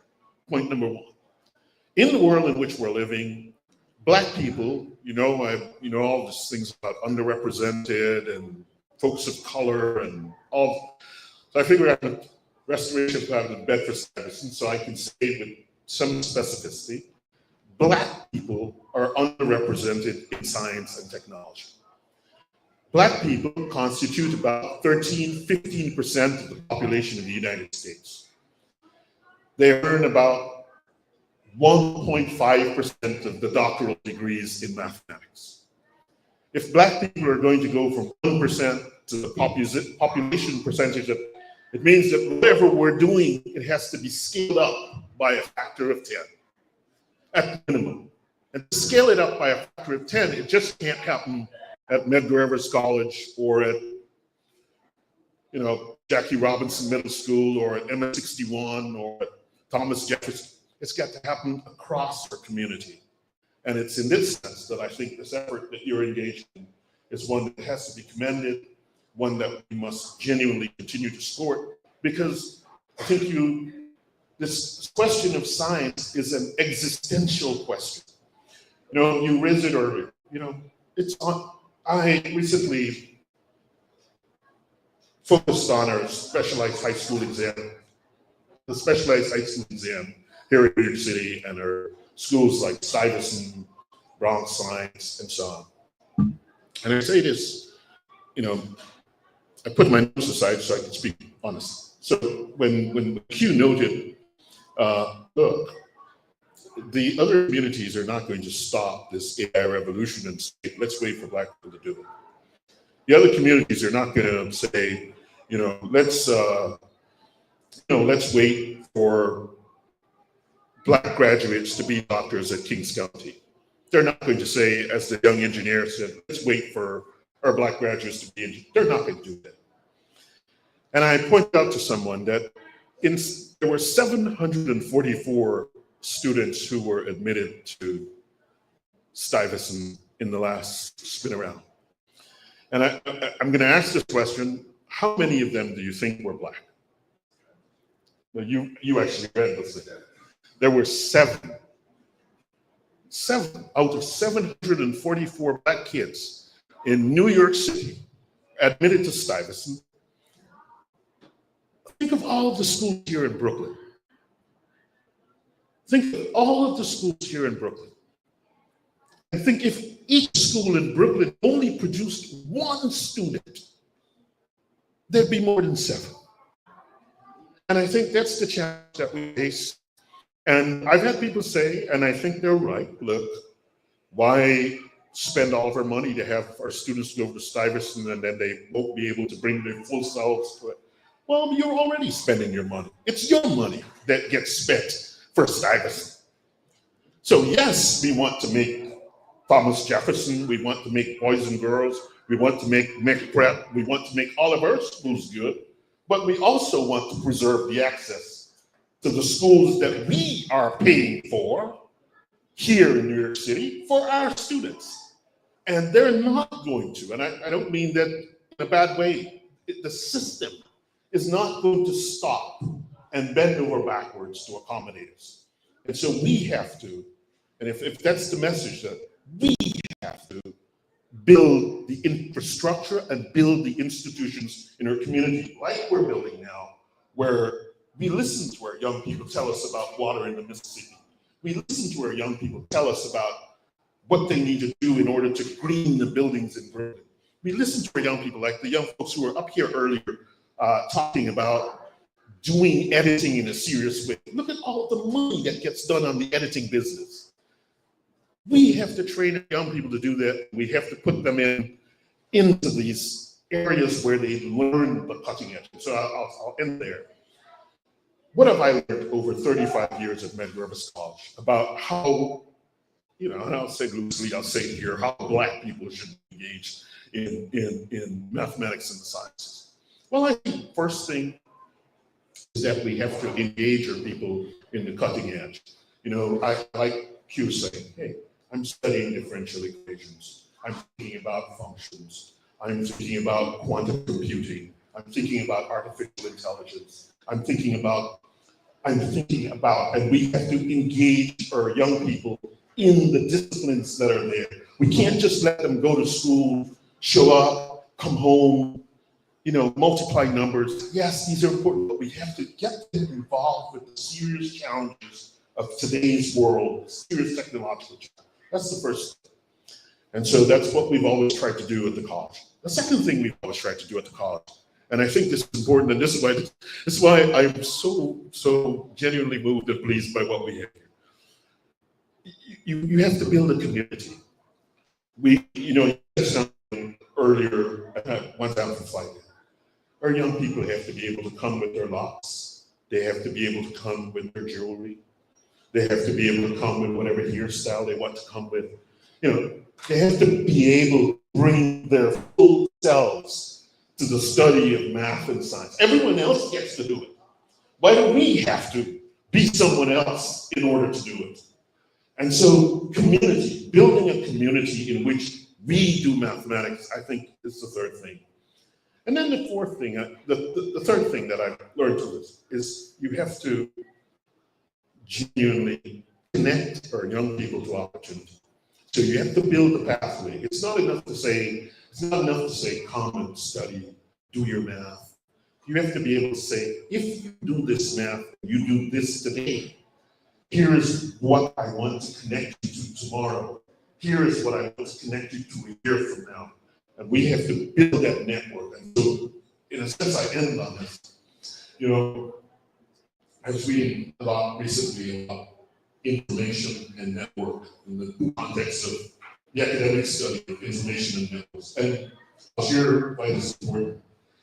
So when you think of information, in a sense, it's something that allows us to, it moves us in one direction or another.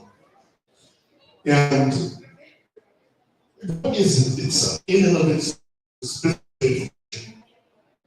How does it create this movement among people, political movements? How does it create that? Well, in a sense, what it does is it creates a network.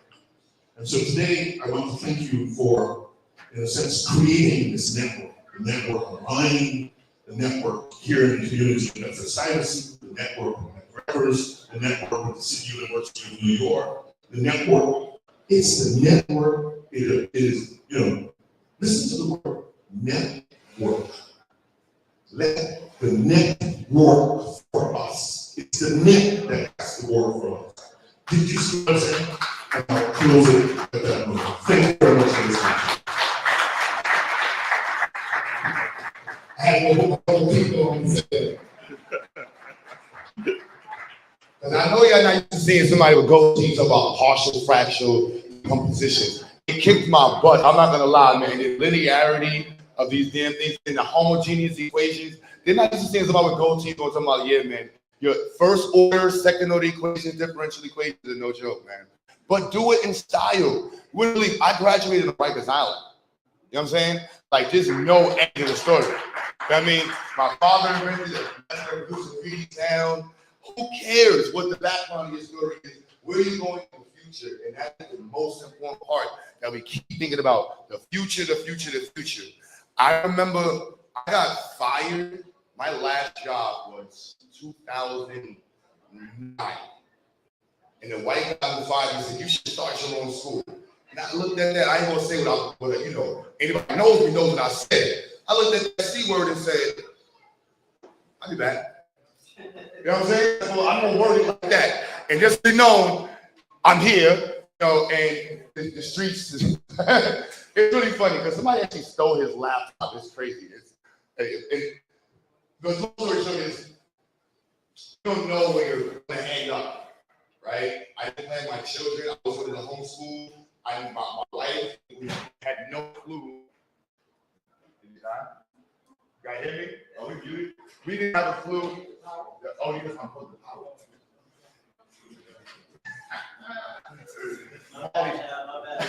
Yeah, that was Marley. Marley unplugged the power, y'all. So, and that's a young brother. Marley, this young brother right here, I met him when I had my music studio on Rogers Avenue. He was like 17. That brother got like 9 degrees in the last 10 years. He's actually, look, y'all, hold on.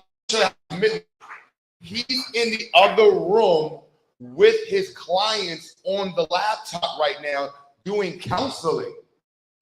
And he's the host event. Can't make this up. You can't make this up. That brother is a licensed mental health practitioner and counselor. I'm not talking about like counseling a friend. He's counseling real legitimate people that need help. And you know, we have a huge need to fill the mental health challenges in America. So everybody who's the mental health practitioners and helping people maintain their mental stability. Shout out to you, because it's not easy, y'all. All right. So next up we have, we're going to do this. So Professor Robin, Dr. Robin, his brother right here, is a legend. I mean, he hit me up. I met him randomly walking to meet Miss LaShawn Muhammad. She, you gotta meet this brother. You gotta meet this brother. You gotta meet this brother. And I'm like, hi. And I meet this brother, and this dude is back. He homeschooled. You know what I'm saying? Like, all the children are engineers. His son is a physicist. He's a musician, jazz musician, master, PhD level educator with mathematics. He teaches solar energy. He's actually participated in all of our science fairs. Every one of them. He's never even mentioned the dollars. Like, Q, just tell me the date. Just tell me the date. And he's tutored me 3 times this semester. And, you know, so I gotta thank you so much. Without further ado, Dr. Rahman, please come up. I'm gonna get you first. I'm gonna say something. Thank you. Peace and blessings. Thank you for having me. This is wonderful. So Brother Q talks about me homeschooling my students, but I didn't produce an institution like him. When I saw him and I think I gave you the clean energy kit. It was like a solar panels, wind energy, hydrogen fuel cell kit. I gave it to Q, I think it was 2015 or so. And then later on, I run into him. He has a whole institute now. So claps for Q. That's right. You got it. I'll wait for the slides to start. And Dr. Blackman, so he wanted me to talk about the drama of our me trying to be hired at Mega Everest. But I think, yeah, so the drama would probably have more people come online. But no, it was good. It was sensible, but we just didn't get to work together. But so he's still my boss from a distance. Dr. Blackman, right? Well, until they get it together. So what I'm going to really discuss is some of my experiences in working in the community and working in academia to produce future giants in STEM, right? What we call STEM cultivation. And I'll start off with with my mentor, who's a real giant, Dr. Shabazz, in this process. So I'll wait until they get the slides. Oh, well, good. So this is a good opportunity. Because the first part of my talk involves students determining how many types of science I use on a particular research. So can I have the students come up front? Students, anybody, 18 years and younger, and adults are not allowed to answer questions. Because you probably know all this. Yeah, students, yeah, come up front. Everybody up front. Students, come on up front. Students, come up front. Can you find it? Yeah, I got it. I didn't vote. Yeah. It says cultivation, huh? Yeah. Come out of seat.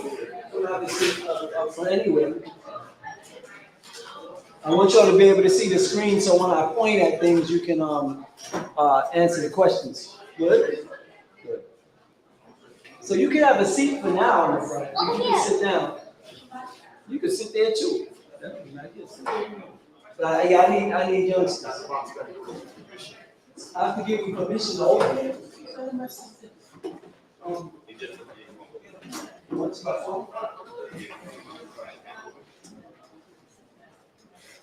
This technology is going to be fun. You want to put it in? Yeah, send a request. I'm going to see the email.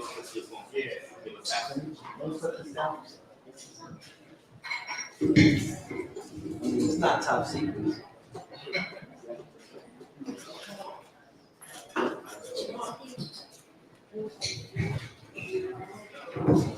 All right, while we're getting his code, we're gonna let a student online present real quick. I know Aliko is there. The Kenyon will get you right after. Samuel, we got you. We only have two more speakers that are gonna be showing our presentation. Alika, can you talk? Alika, can you talk? Alika? Talk, Alika.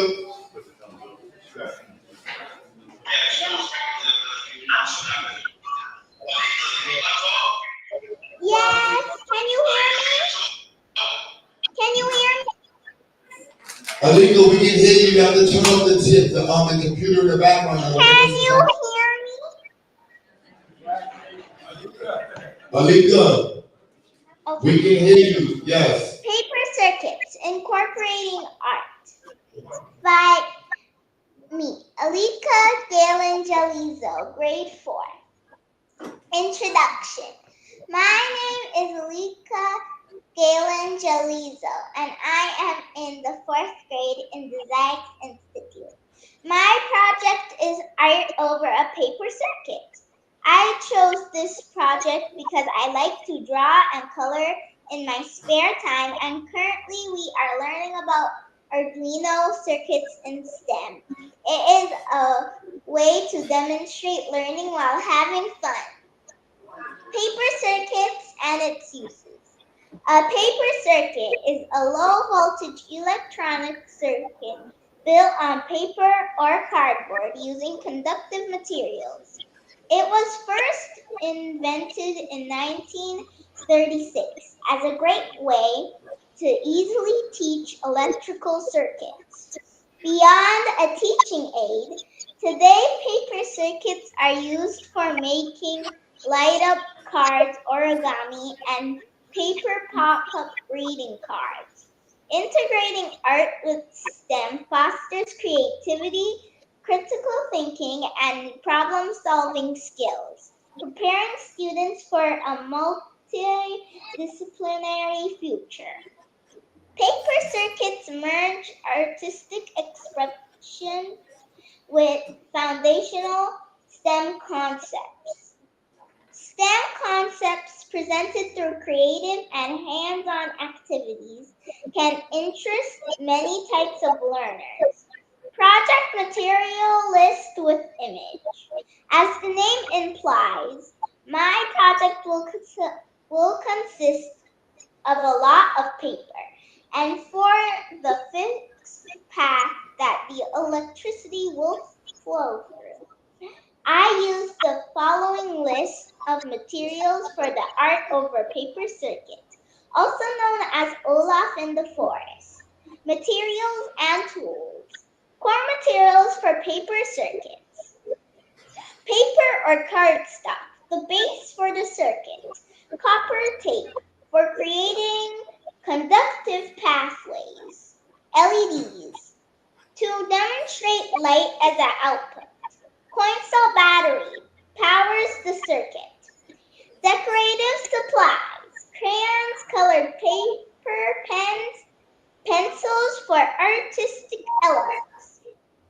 Tools required, scissors for cutting, adhesive, glue or tape to secure components, pencil for sketching circuit layouts. Picture of materials, artwork, and paper circuit design.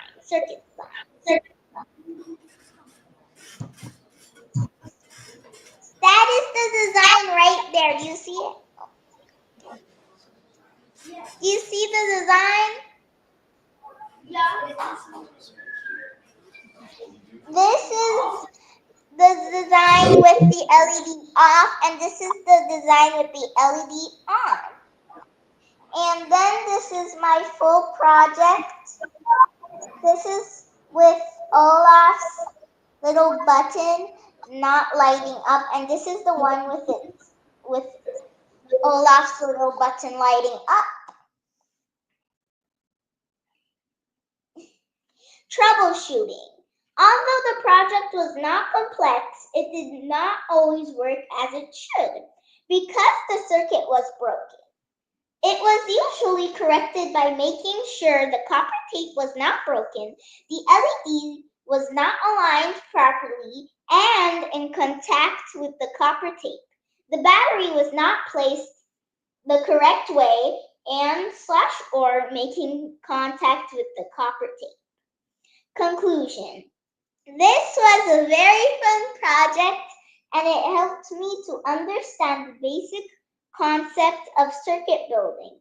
It was low cost, about $25, and the most time consuming aspect was getting the drawings done. I hope to build upon this idea by incorporating motion, audio sensors and motors, and coding through Tinkercad. As my knowledge builds, I want to congratulate my class and my schoolmates. Thank you to the Xyayx Institute and its teachers for their guidance and this opportunity. I especially want to thank Miss Sophia Shaw, who continually supports me with love, encouragement, and compassion. Thank you, thank you, thank you. See you next time, and don't forget your mustard! This is the actual project.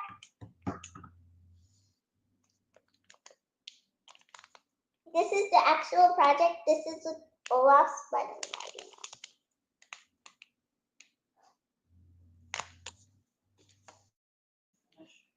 I'm finished!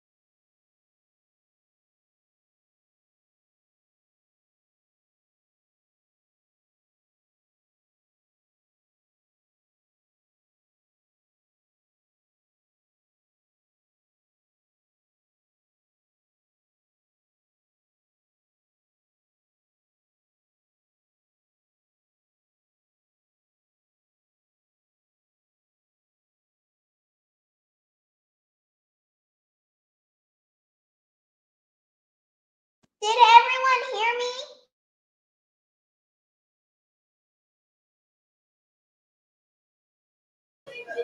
I'm sorry, Lisa. Yes, we heard you. I was muted. I'm so sorry, Princess. Yeah, you can hear us clap with you. Yeah, everybody let me sorry, Lisa. Can you hear us?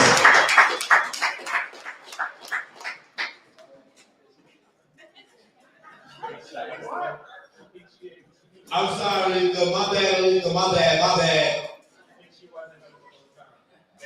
Now she got it. All right. Where is this document? I'm so sorry. Thank you. Yeah, I downloaded it. It's just not open. It's not in there.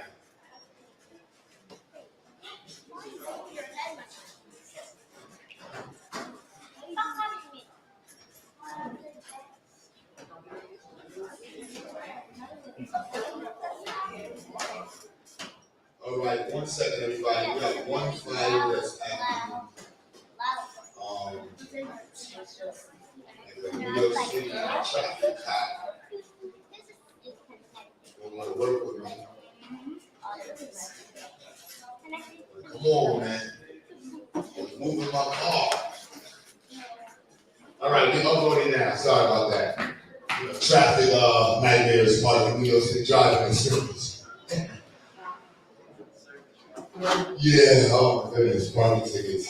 Children, be prepared for parking tickets. Michi, are you back? All right, Michi is back. Della's there. Yes, I'm back.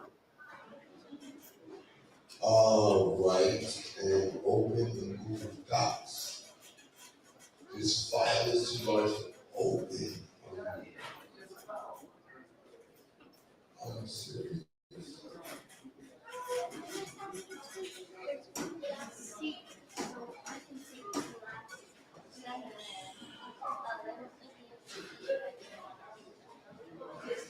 Okay, everybody. I'm not sure what Q's getting together over there. Y'all forgive me. My internet fell off. It's back on. I'm back. So anyway, I'll give Q a minute. I don't know what he's queuing up because I missed some stuff. I thought it was a beautiful baby on here a minute ago. Just so proud of herself getting her applause. So shout out to the babies, y'all. This is one of the best things that we can ever do in the community is invest in these babies because they are our future. Without them, there is no future for our community. So once again, give it up for the babies.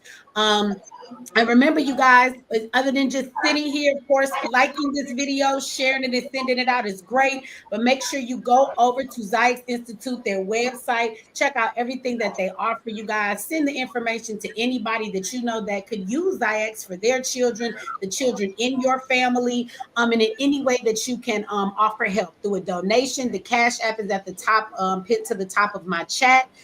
So is their website. You can go over there, you guys. If you don't want to use Cash App, you can donate with a debit or credit card on the site and set up a reoccurring, donation if you want to give every month, even if it's just $5. Everything helps, and we do appreciate it. So, again, we're always looking for services and ways, and I'm going to continue to keep screaming grants, grants, grants. If anybody would like to help us with that, that would be wonderful. If you know what you're doing and you can write us some grants and get some money for these babies and Xyayx, all right?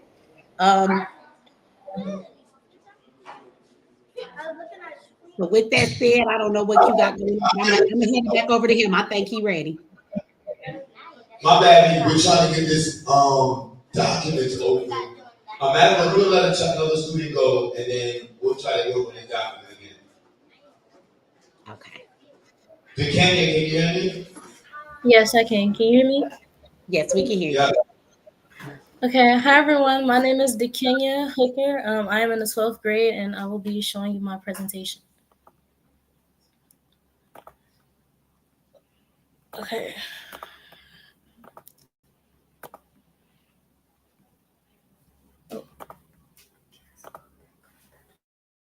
Okay, can everyone see my presentation?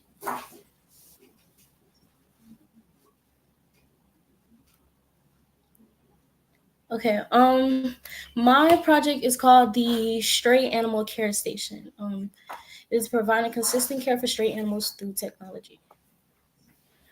So, what exactly is the problem? Millions of stray animals worldwide face daily challenges such as hunger, exposure to harsh weather conditions, injuries, and disease. Stray animals lack consistent access to food, water, shelter, and medical care, leading to poor welfare and suffering.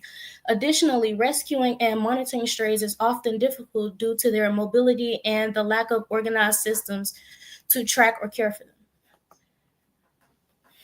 them. Why does this matter? This project combines automation and environmental monitoring, offering a scalable solution to help stray animals sustainably.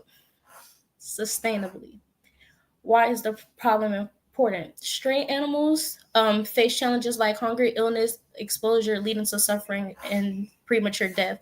They can also spread diseases like rabies, pose safety risks, and harm local ecosystems. Overpopulation overwhelms shelters and resources, while unmanaged strays um, up, uproot communities. Addressing this issue improves animal welfare, public health, and environmental balance. Solving the stray animal problem benefits both animals and society.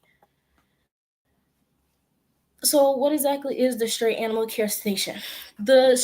The Smart Stray Animal Care Station is a tech-powered solution designed to improve stray animal welfare through care, monitoring, and rescue facilitation.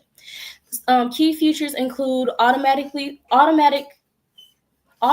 feeding, scheduled food and water dispensers provide consistent nutrition with refill options for passerbys. Shelter, a waterproof structure with sensors to ensure safe conditions. Animal monitoring, cameras and sensors track animal visits, logging data for review. Rescue alerts. The system can notify animal welfare organizations about injured or sick strays, enabling timely rescues. Community engagement. QR codes allow people to donate or report animals in distress. And sustainability. Solar powered and built with eco friendly materials. This project offers immediate care, supports rescues, and engages with the community. Sustainable stray animal care. What the project does. The Smart Stray Animal Care Station provides automatic food, water, and shelter for stray animals. It detects animals using sensors, protects them from the elements, and notifies rescue organizations for assistance. It's powered by solar energy and engages the community to contribute and manage. So what is the purpose of this project? The Smart Stray Animal Care Station aims to improve the welfare of stray animals by providing consistent food, water, and shelter, monitoring their visits, and facilitating rescues for those in need. It combines technology, community engagement, and sustainability to address stray animal challenges effectively and humanely. So, how would this project be beneficial to humans? Here are some benefits that the Stray Animal Care Station will bring. It reduces risk from diseases carried by stray animals and reduces savaging by hungry animals. It encourages people to actively contribute to animal welfare. It decreases the likelihood of stray animal related accidents or aggression.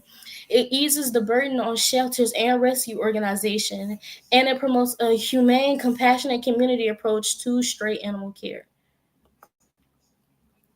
The materials that are going to be used in this project is an Arduino board, ultrasonic sensors, temperature sensors, humidity sensors, and light his sensors, servo motors, a water pump, relays, GSM, and Wi-Fi for notifications, and solar panels.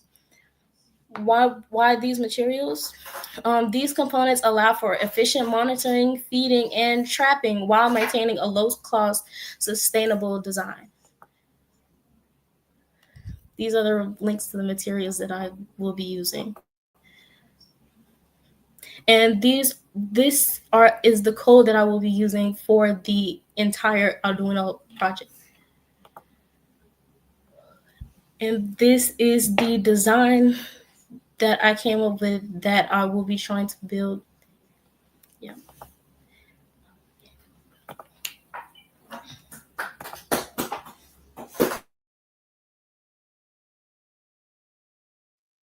Good job. It's muted. I don't see. I can see all the babies clapping for her. Good job, honey. I think this is so dope. The babies are being the creators of the future and the stuff that we need. So y'all give it up in the chat. Throw some hand claps in there for the babies. Y'all muted on that end, so we can't hear all the clapping going on over there with you guys. So shout out to Q once again and everybody there tonight that came out in spite of the cold weather to support and be there. And shout out to all the babies in their project. So yeah, one.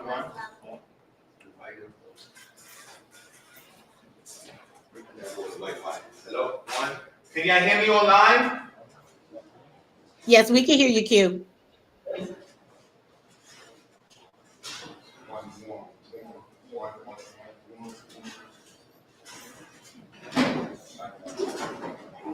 One second.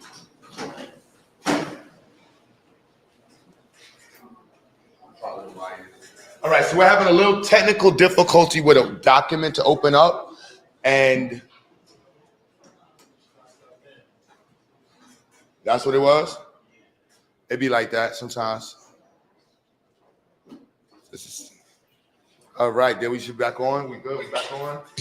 Back on. All right, so Professor Rahman's slides, he's trying to resend it. So we have children online. Like I said, the children in the building, yesterday we did the expose, but we're also organizing probably only online, how do I word it? Just their project exposés. The idea of getting the children to consistently present their projects, present their ideas, and communicate is really important in developing their own skill sets. It is not easy to be a public speaker. It is not easy to organize yourself in a way where you have to convey a point, elevator statements. Most people can make elevator statements in their life. And so to create an elevator statement for a science project typically means that you have to know what you're talking about really well. And we don't have a lot of time to prepare the students as much as we had. This was the only week we were able to dedicate entirely to the science fair, and in between it, we could trickle the time. But the reason why we do this week is because the ability to get the children organized in an orderly fashion and throw as much time as possible is pretty much what we use this week for. And now we have an up jump. So as he's getting the next presentation organized, I was at red sweater on. I was all over the place. Hat off, red sneakers, purple sweater. It'd be like that sometimes. Just, who cares? It's time for church, right? So I guess we could probably go to another student. Either the Kent, I know Samuel was supposed to go, Purpose was supposed to go. I see Sister Najuma in there. I think Najuma's mom was right. Najuma's online, beautiful. I think Najuma's sister's right there. So whole family's in here. All right, Samuel or Purpose, you have to turn your camera on. All right, there we go. I got to see a father in the chat. I guess either one you want to go with first, it's okay. And while you're going, we're going to try to get this slide going on. And again, forgive me for, trying to run through your projects as well. But Samuel, you ready? Samuel, you got to unmute. All right. Well, my name's Samuel. This is my project, Robotic Arms. And yes, I'm already live. Yes, this is my robotic arm. It's incomplete, but I am unmuted. Yes, Samuel, we hear you. Samuel, you're good, we hear you. Okay. Well, this is my robotic arm. And yes, it's a bit incomplete. I wasn't able to finish the preparations on time. It hasn't been able to successfully grab anything yet. Hold on, maybe. It was supposed to be a hydraulic arm, but like this, it was supposed to grab.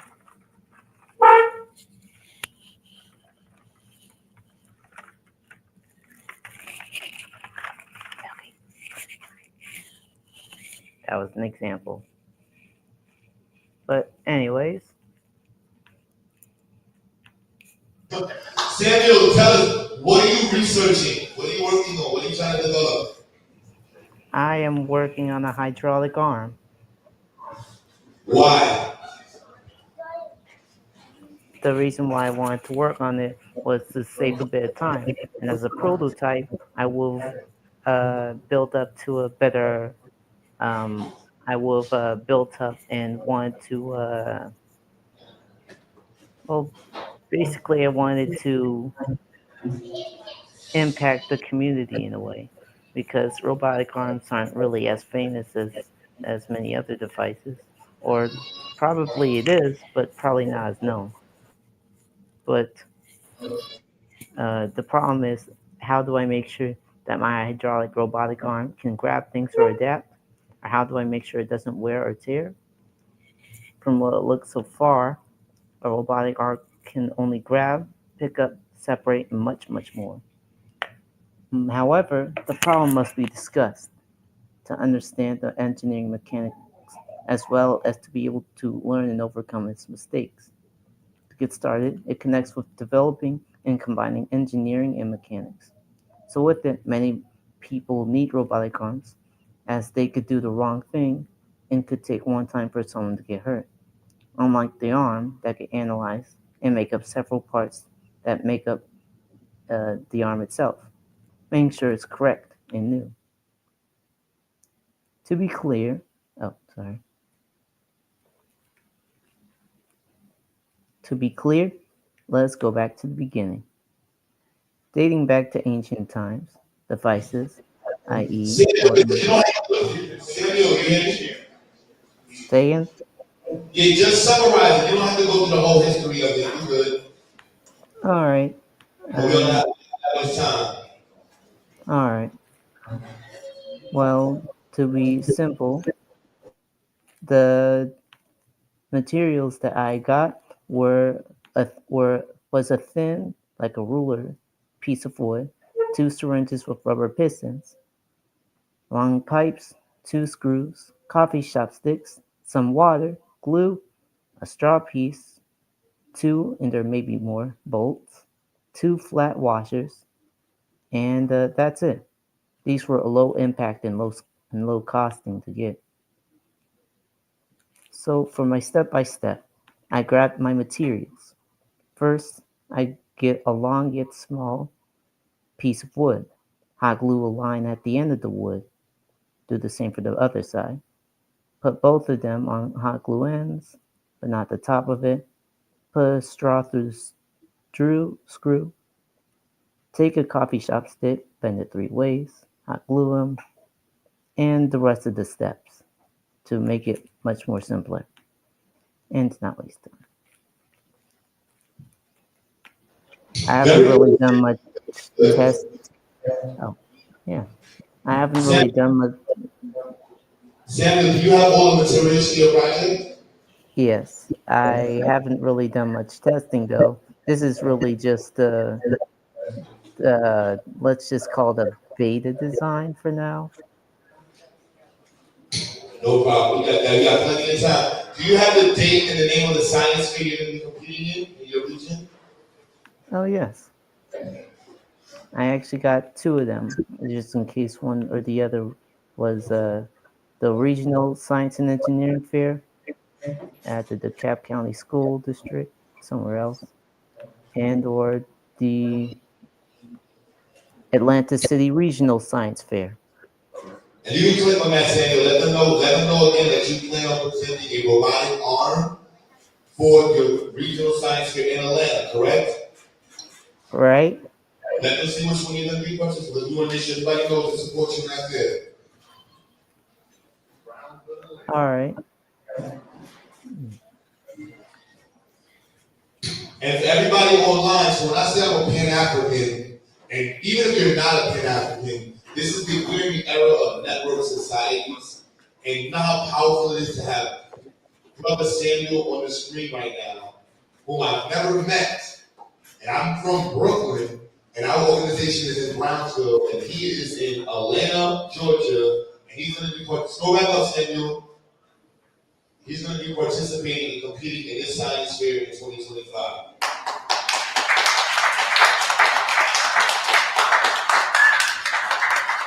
So this is what it's about. So every student that you see on the screen, 6th grade and up, will be competing in the science fair. There's plenty of other students who are preparing. And of course, most of the students whose projects you saw yesterday in Brooklyn will also be competing in the New York City Engineering Fair and the New York City Terror Science Fair. So I'm really excited about that. Clap it up for Samuel. Yeah. Thank you. Very good, Samuel. Very good, very good. And forgive everybody, we're gonna move a little faster, only because we're over, and we're gonna go this way, but we're gonna continue to go, and continue. So I believe we actually have the professor stuff finally set up.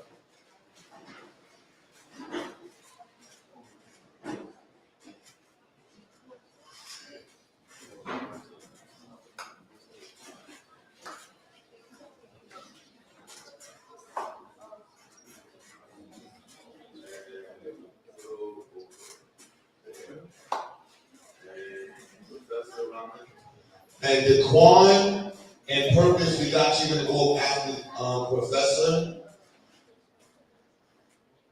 And finally, that's why we have to be tech savvy, everybody, because, you know, the challenges will be challenging. It's up to us to step up to them. Proper preparation prevents poor performance. Part of preparation is knowing how to use devices. And I think we're ready now. Get the camera back on. Yep, that's when I get the camera. Unless you're going to talk over. No, I need the slides up so I could show them some things. But at first, I just wanted to introduce the audience to Dr. Xyayx, whether they know him or not. I don't know, because he's been in the community here.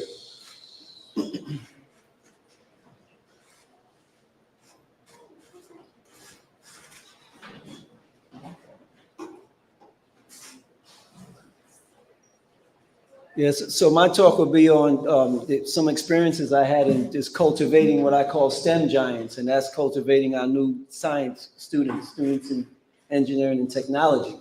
Can you move to the next slide? So I want to open up with a person that who is my mentor, and I'm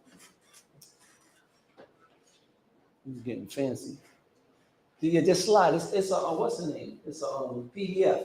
So you I got it. We were looking at this. Oh, there we go. Right, beautiful. So this is Dr. Abdullah Xyayx, born in Bessemer, Alabama in 1927. He passed away in 2014.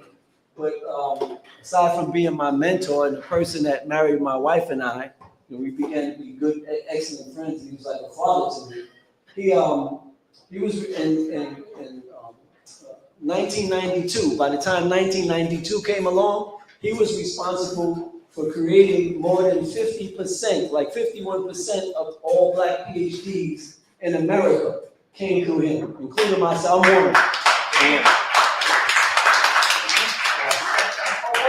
He's an engine. You're talking about. Right. You talk about people that create future scientists and future geniuses. And he started this process back in 1957 when he got his PhD. Back in what he called the hard times, 1957. He said we had it good nowadays. We didn't have to run around from the other folks while we were learning like he had back in Alabama. But so he started out at Tuskegee teaching. Then he went to Clark Atlanta teaching. In the meantime, all his students are going on to get PhDs in mathematics outright. Then he joins the Nation of Islam in when I was born in 1963. He told me the whole story. He joins the Nation of Islam and then becomes a minister under Honorable Elijah Muhammad. And he's teaching education in the Nation of Islam while he's a minister. Then when the Nation of Islam splits, he goes to Mecca and sometime in the late 1970s. He moves there and he's teaching at the University of Al-Farawaq in Mecca. This is a black man from Bessemer, mathematician. And I'll tell you about the type of mathematics he was doing as well after. And then upon him returning to America to chair the Department of Mathematics at Clark Atlanta University, that's when then I come on, then I'm on the scene. Because now I'm grown up a little bit and I go to college. And I run into him. And so 22 of us that he prepared from the late 1980s and early 1990s have gone on to get our PhDs in mathematics and applied mathematics. So, and this spread all across the country. So up for Dr. Shabazz, for Dr. Shabazz.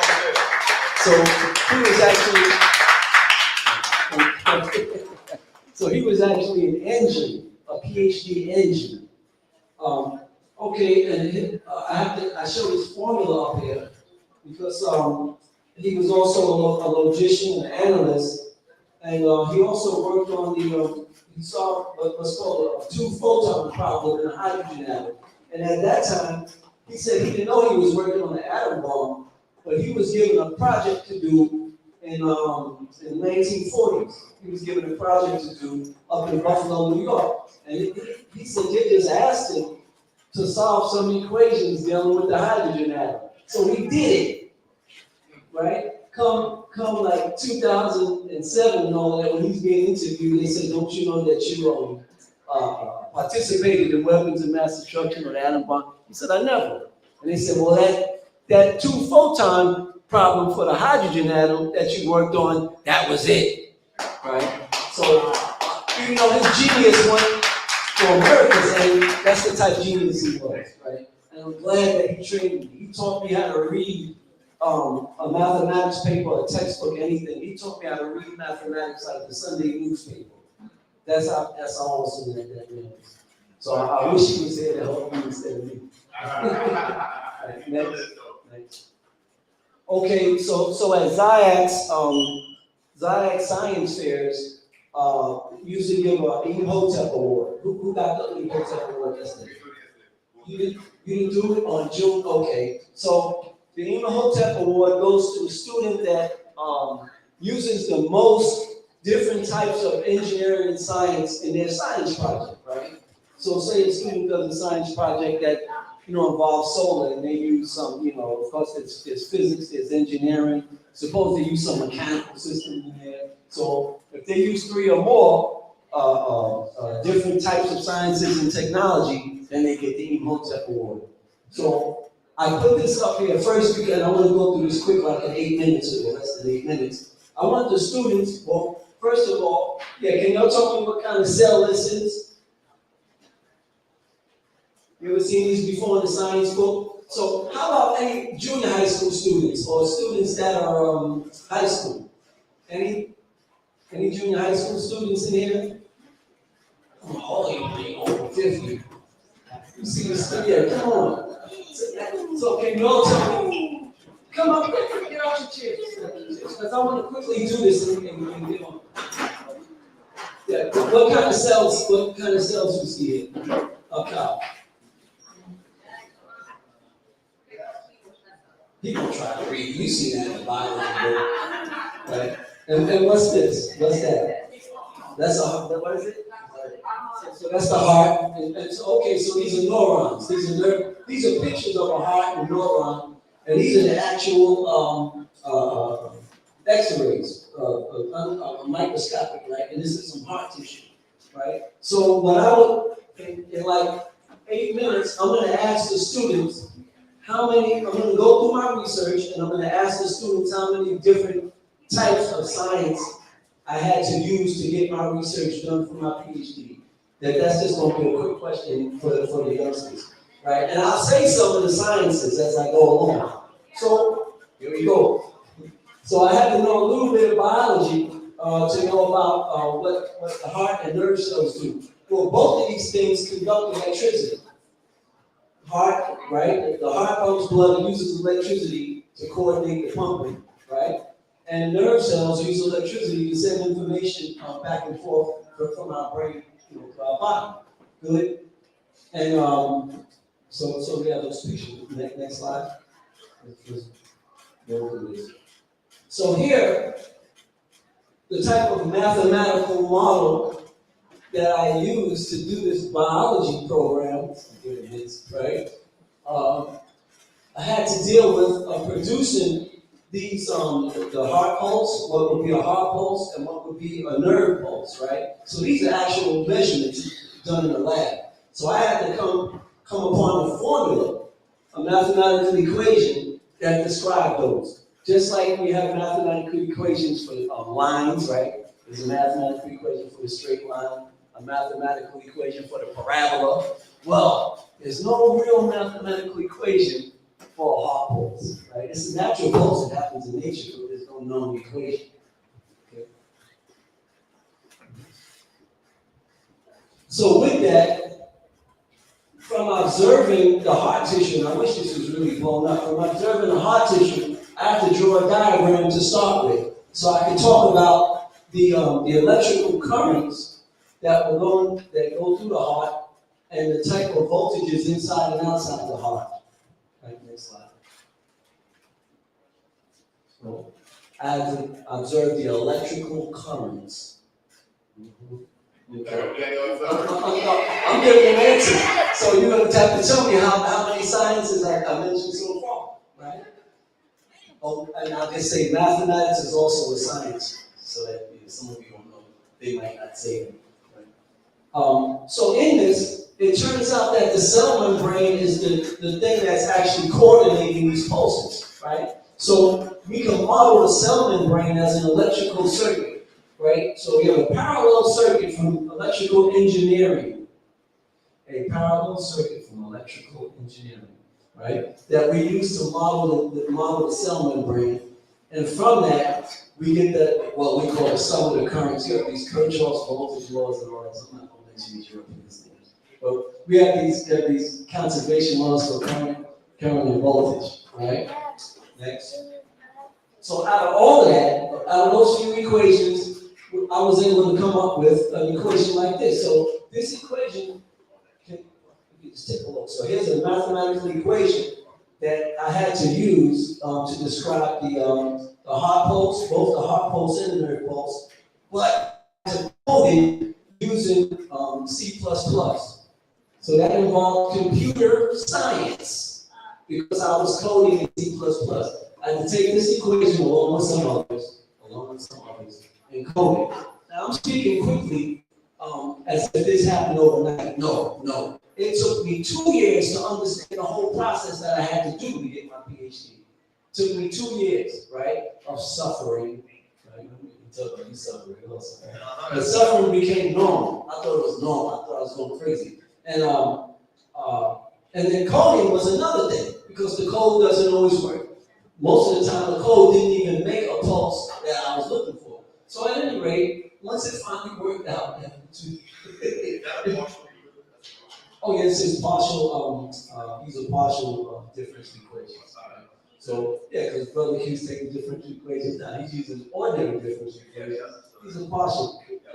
So here I just showed, just for comparison, that I was able to produce the pulse that match these are measurements. These are lab measurements. So what a mathematician usually has to do, just like Dr. Chavez, right, is write some equations that represents the real thing. So I got it, right, next. But I was, after that, I was also responsible for coming up with equations that would describe the magnetic field that the electric pulse produces when it moves through the nerve tissue and through the brain and the heart. And that's how you have the MRI machine that measures, that takes magnetic measurements to tell what's going on inside the body. Well, there's an algorithm after that. The measurement is taken, it goes to an algorithm in the computer, and the doctor sees it, as some graphs or what have you, right? So I'm not going to get all fancy, but these are some current and magnetism laws from physics that I had to use, right, in order to describe the magnetic field produced. So I'm not going to get into it. I know my channel was definitely like, yo, let's go into particles like this. I'm not here. I can see the function of the circle sort of, but I'm like, oh, sure. So, okay, so quickly, This first magnetic field equation is for a pulse that's moving in a straight line, right? As if a pulse was moving like along here. This is what the equation would look like. And the bottom one is for a pulse that's moving in a circle. Now I did that to really represent the a problem that happens in the heart. So I'm gonna act like my heart is this big, so I can give it a thing. So usually your pulse starts at the top, right? And then it has to, so when the top of the heart pumps, then the pulse moves at the bottom when the blood's down there, and then it squeezes at the bottom to squeeze the blood out through the rest of the body. So notice I said the pulse is supposed to start at the top and move to the bottom. If the pulse goes and stays at the top in circles, according to this equation, right, you drop. I mean, that's it. You get a heart attack. That's atrial fibrillation, by the way, right? So, but that's why. So I had to produce both cases because my advisor was working on.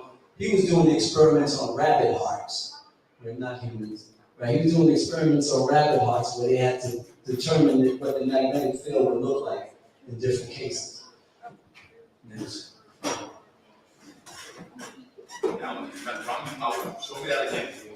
In the future.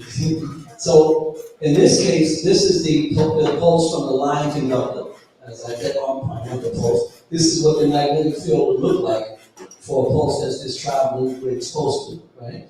And this is the problem case. If you saw a magnetic field like that, that would indicate that your pulse, it started off high at time 0, and later on it goes back high. And that means if you hold your meter, if you hold the magnetic meter here, your pulse went down and it came back. That's why it goes going and comes back. So that indicates a problem, right? So, next. All right.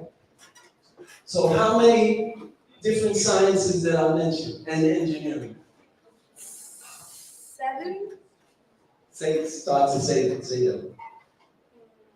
What's the obvious one that I started with? Biology. Biology, good. I know you said physics. Physics. Engineering. Engineering. What type of engineering? Was it? Somebody grown said that? Okay. So electrical, yeah, good. What else? Computer science. Computer science, good. Mathematics, right? You're not allowed. This is terrible. And so go a few slides back. I'm sorry, so that they can see because I was talking so fast. Okay, so outside of the heart, you have these ions, right? You have the main ions: sodium, chlorine, potassium, and calcium, both inside and outside. So chemistry, right? Right, good. Okay. So thanks. So that was the 7. He said about 7, right? 7 different. So I got another one. CS. Somebody said computer science. So here's a case where if I was 7 years old and I did all of this, right, Q would give me the Emotep award, right? But if I was 7 and did all this, I think we'd be a little rich, right? So thank you very much. Thank you very much.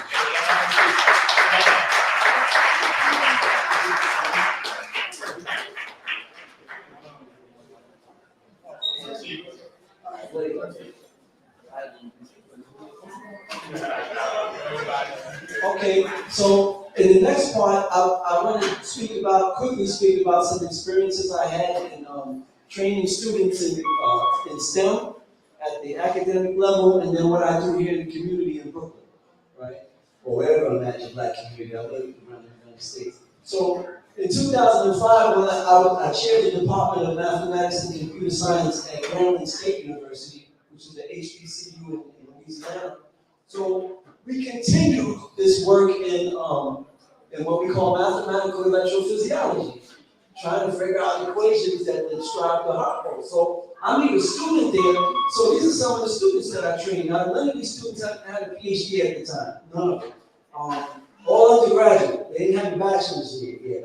But they were all involved in my work. So Kimberly, she was a protein student studying proteins, like the cell membrane proteins. So she hit me up to the actual proteins that are in the cell membrane and how they operate, right? Didn't have a PhD, right? Charles Bethany, mathematics students, another one, but really Kelly hit us all into what was going on. And then so these two work together to help build more mathematical models. So this is a picture of one of the amino acids that's important in the cell membrane. It's called tryptophan. You find it in turkey meat, dog meat, and stuff that helps you sleep, makes you drowsy. Right? So, but at any rate, these are in the cell membrane, and they actually they have electrical qualities, and they can open or close the cell membrane. Good. So props to Kimberly Walker. Props.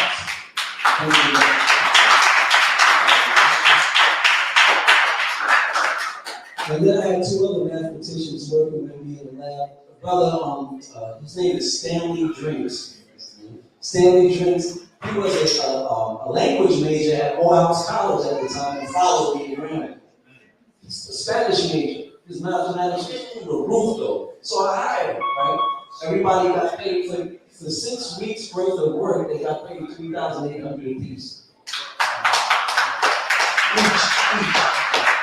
Now my pocket will work. My wife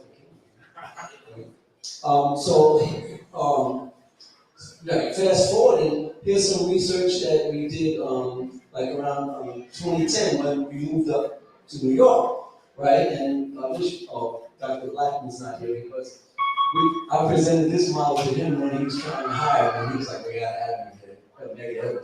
But this model just really actually features the different a diagram of how the protein allows the ions to move in, the sodium ions to move in and out of the cell. I keep calling it a protein, the amino acid. See, if you're all biology folks, you all be, hey, it's amino acid, it's not a protein, right?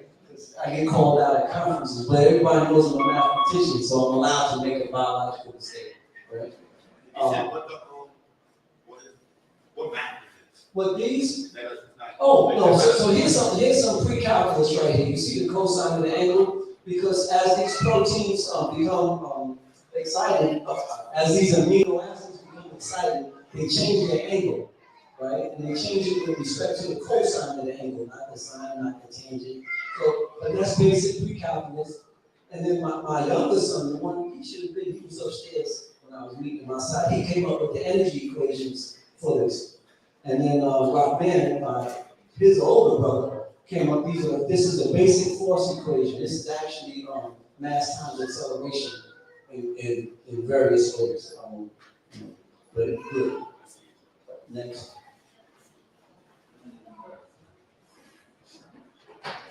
So here, around 2010, right, I had quite a few students working with me. Edward Olania was a chemistry major. Who was that? Rolea Beato, mathematics major. Can't get all these brothers' names. Well, these two were my sons at the time. They got locks and stuff like you right now. But they had these little afros here. My younger son was neurophysiology, that was his favorite. And my older son who's in physics now at City College. His was physics, his area is physics. Right? And he's computer science, but the name is leaving me. Right? And so, mind you, this is not a 2-year college. This was at BMCC. This is a 2-year college. Students, no, not even an associate's degree yet. But it doesn't matter. All we do is have to engage our students in in solving the particular science at hand. And if they're aggressive, they can learn this stuff. They really get it down in like 6 weeks during the summer because they're not doing anything else and they get paid $30,000. So they're reading papers all summer long. They read. They're just reading. They don't have any bills to pay. They don't have any children. You don't tell them because you got to focus, right? But this is what shows what we can produce if we're given the freedom to get the job done. To get the job done. Exactly what Key was doing with the children. This is exactly what he's doing. And if students start at your school at 5 or 6 years old, if they stay, by high school, they can crack these equations. You don't have to get a PhD to do this. This is what I'm really right? And most of us that have our PhD know that. And anytime we sit with the babies, we just watch how the babies think, and we start introducing them to how we think, and we go back and forth. Next thing you know, the children are cultivated into this. They're cultivated into this thinking, right? They don't think it's hard, right? The 7-year-olds, 8-year-olds, 9-year-olds, they don't think it's hard. Matter of fact, they start giving you advice. They're like, no, you think of it this way. They tell you what to do. High school students are a little different. In my experience, when I try to introduce, like, work to high school students, they're like too cool and stuff, and they don't want to answer me, or they want to, right? All that time. For real. And then you got to work with them a little more. But 9 years old, like 8 to 9, pop, pop, pop, pop. Perfect. Yeah. Next.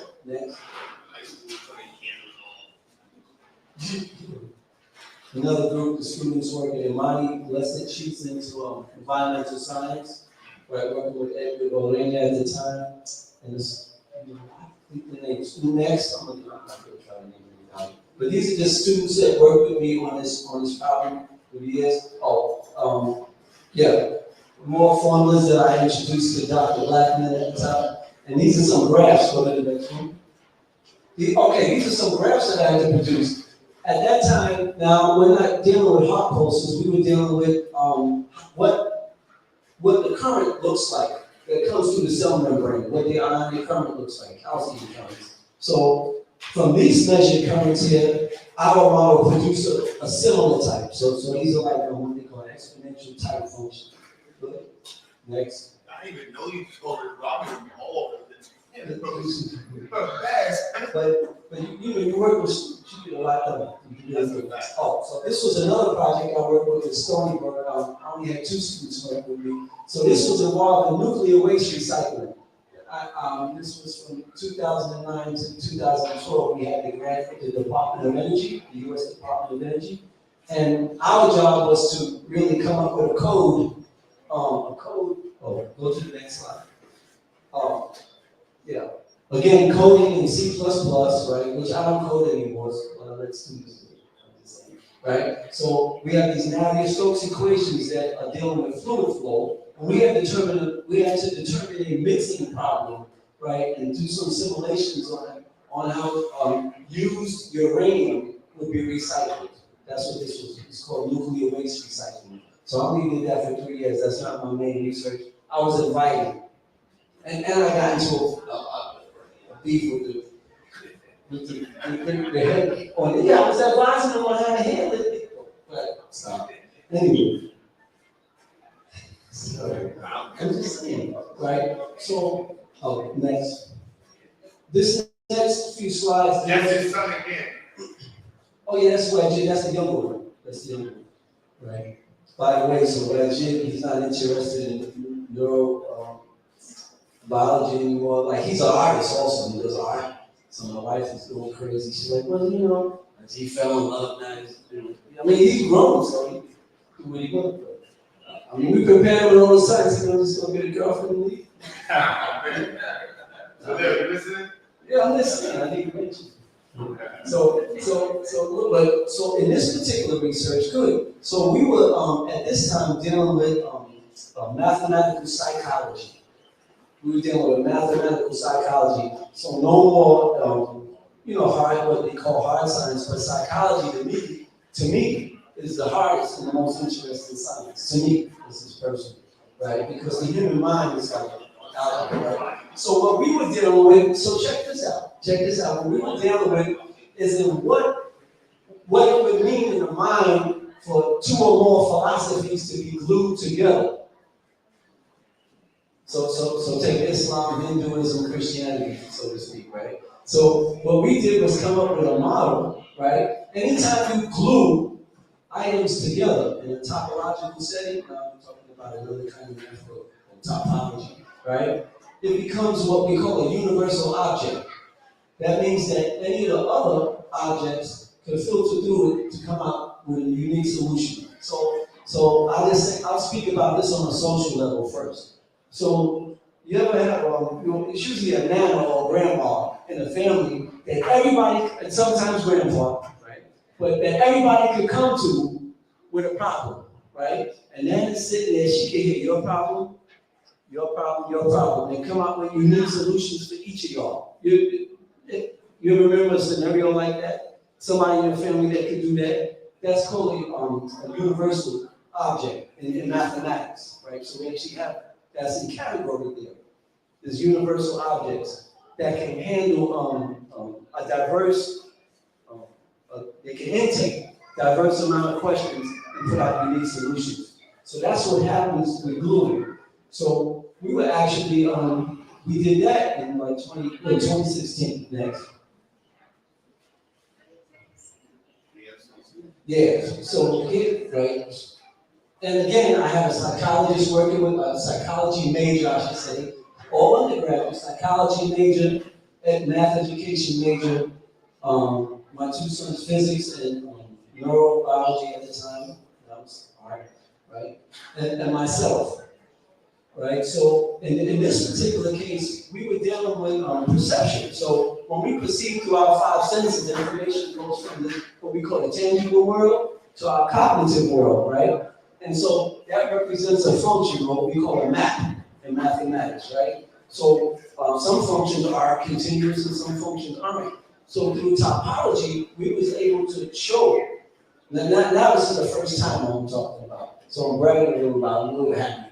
This is the first time we was actually able to show that perception, human perception, is a continuous function, right? So continuity is a big item to talk about in math for those of you who are going to be math majors. So we showed that by certain topologies in what we call the physical world, the 3D world, and the cognitive world, continuity is continuous, right?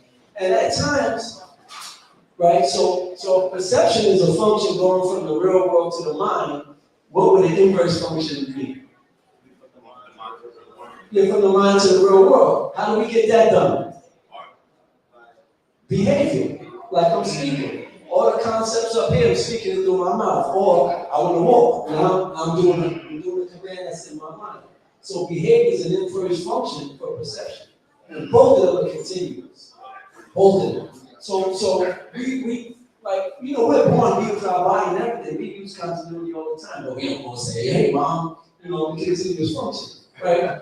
But you know, right? But when you use these things mathematically, then you can what we call capitalize on it, not making money.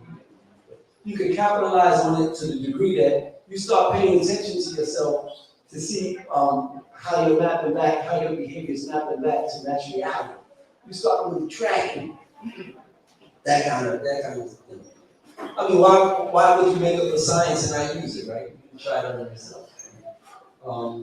Okay, so in the community, okay, since in 2011, my wife and I started our own family business, and that's to train students in clean energy, solar energy, hydrogen fuel cell technology, and wind turbine technology. So we started the program. Just at this level, we just had students experimenting. And this is at East New York Restoration over Gateway. I call that the other East New York. That's not East. Gateway Mall wasn't there when I was growing up. I'm just saying. It's pretty though. It's pretty. It is. I used to New York. All right. Oh, okay. So here in that program at East New York, we started training students how in carpentry. Right, so we had them to build a solar shed or a mini house, right, over on Montauk.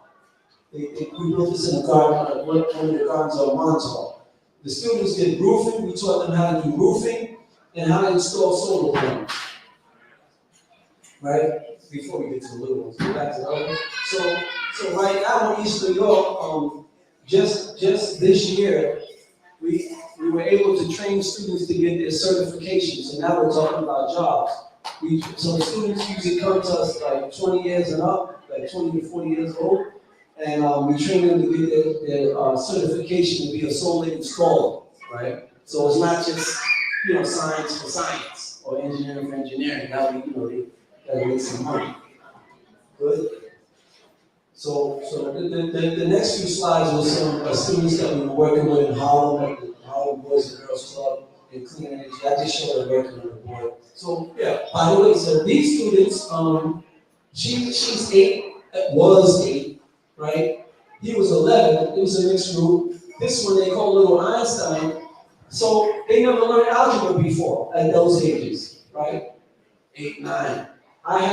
They were doing algebra. I was saying, they really did it. I posed problems to them in 5 weeks' time. They were doing algebra. In 5 weeks' time. That's why I like to show this picture. It didn't take a whole semester. It didn't take college. 5 weeks' time they were doing algebra. And everybody knows I'm not the first one to do this. Remember Bob Moses? Anybody remember hearing that name, Bob Moses? The brother, I think he was in Maryland, that started students doing algebra at 9 years old back in the 1970s. Right. So we always have somebody in our community doing it. We just need support.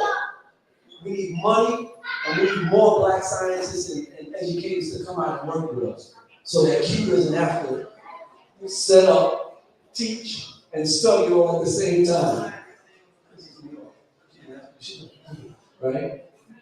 And here's, I won't tell you his name, here's my nephew that went to do a transfer school, but he's doing excellent, right? You said, doing somebody that you were going to transfer school. We used to call them 600 students a long time ago. Yeah. But yeah, so he was displaying it and helping me out with a clean energy project. So that's that. So thank you.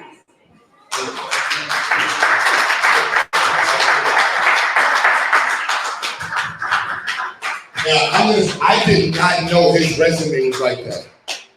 And I've been working with you for like wow. Nah, I gotta bother you. That's crazy. I gotta set an interview with you. I did not know. I'm sorry, y'all. When you see the math, I just learned how to use the little upside down A symbol. You know what I mean? And then I just learned power series. I'm struggling with it. So that little summarization symbol, the little backwards E looking Z, yeah, that means you're adding up a bunch of things, but you learn that at certain parts when you add up equations with it. Yeah, that's a real big one. I'm doing power series, it's kicking my, oh my goodness, power series kicking my butt. And I want to say that, so on our side, training the students up in what we do. On the parent side, we provide a lot of love and freedom, a lot of love and freedom and patience and time for your students to be able to do it. When I grew up, my mother wasn't a scientist, my father wasn't a scientist, but my mother made sure she always kept us around books, which really caused us to be all. But she gave us the freedom to study anything you want. 3D printer here? I'm 18 years old. Okay, I can do that. She said, no, you need 3D printer for the graphics. And then the rest is just But again, now, at home, students need the freedom to exercise and study any field that they're interested in. So I always wanted to say that about which most of you do.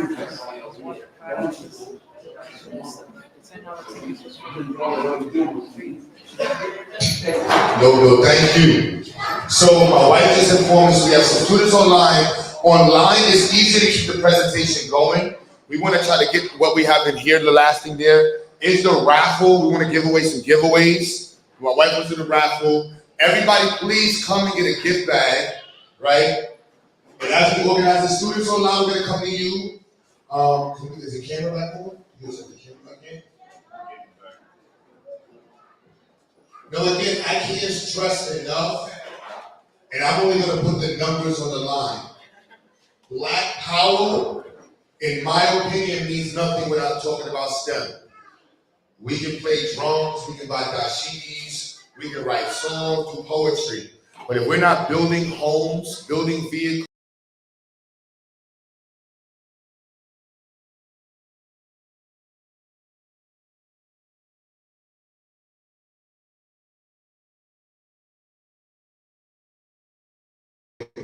I met people who changed their lives in jail, gangsters, killers, and they turn to religious people. No offense, you know, they might turn to Muslims or Christians, even myself. We need some of you brothers that's in jail that turn your life, turn into a scientist. You know what I'm saying? Find Jesus, find Allah, turn into a scientist. You know what I mean? That same energy, read everything in the law book, make that a physics book, and make physics cool. And I gotta, you know, some people don't like when I say this. For every Bible,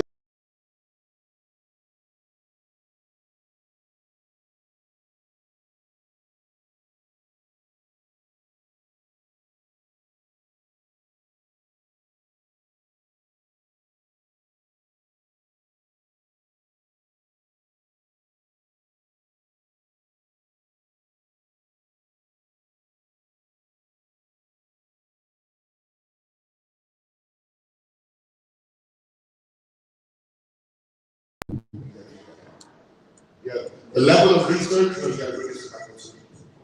They're not really here.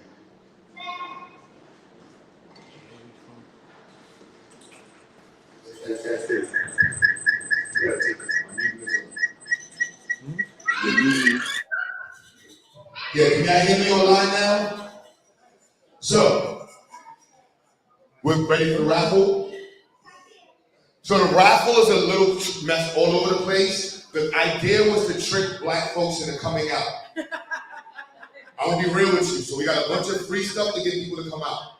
And we're gonna try to get more stuff. So anybody donating, the next event is in June. We need to do, I think we did about $1,000 on the giveaways and about gift bags. So in June, we want to do $5,000. So everybody donating, we need to get, and we need some rappers. We need to compete with the rappers and the twerkers.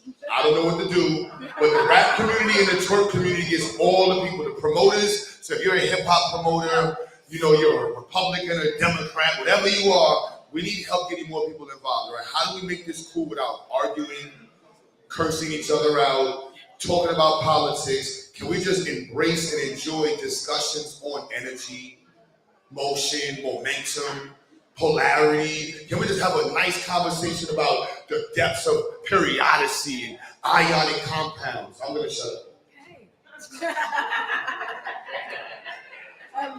Hello, everybody.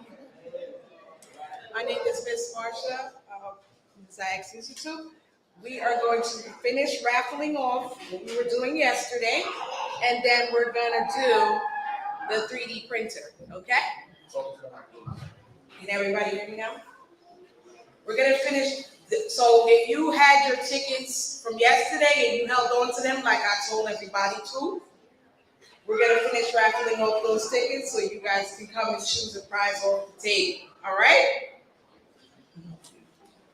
Can I have a volunteer? You want the children? Yes, come here. Pick a ticket for me, sweetie. Just one ticket. Thank you. All right.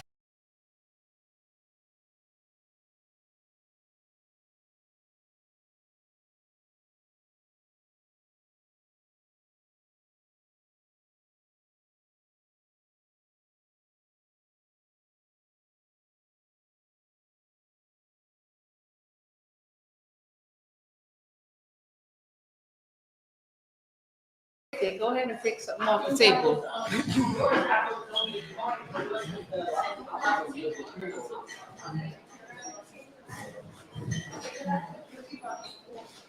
Doc, you taking a picture of this?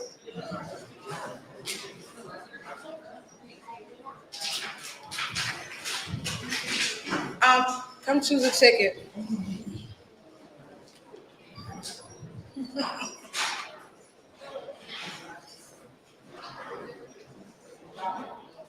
Thank you, thank you. We have 399055. 39055. There you go. Enjoy it. There you go. Yeah! Yeah!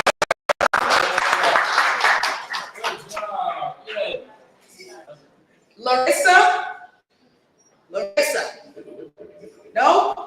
next one.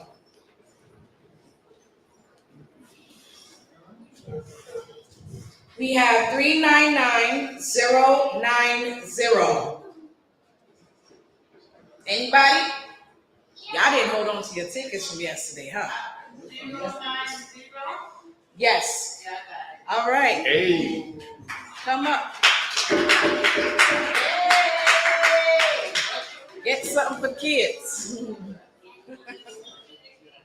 got robots with microscopes with a pen. She said get the drone. They got the drone already. They just We got the remote control car. We got the robot.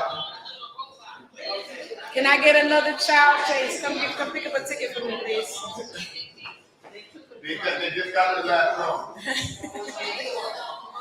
No, come here, Chase. Pick a ticket for me. Oh, so come on, wait, show them on camera real quick. Come on camera, show them real quick. Come. All right. Just stand by to the marshal.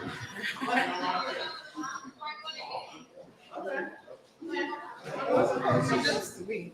Oh, take the picture over here. Oh. Hold it.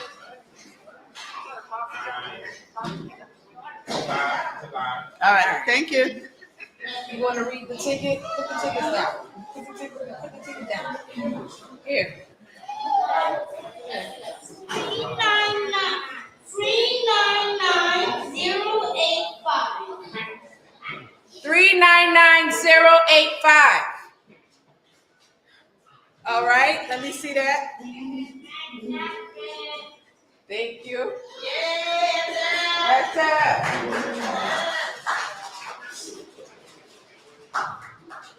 399087. All right, y'all need to make those tickets up because that's too many names. I understand. 399087. 399087. Hold on, it's not reading it.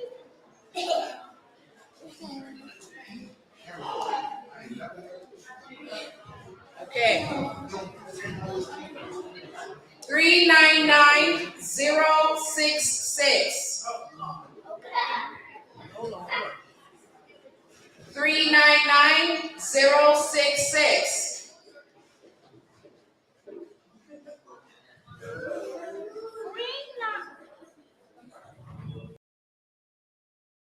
047.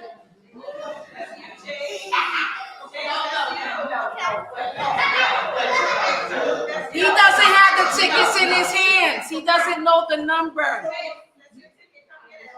Give her the tickets. Well, get your child to come up here and read a ticket since you think that's how it works. Miss Connect, where you at? Come here. Chase, look at this.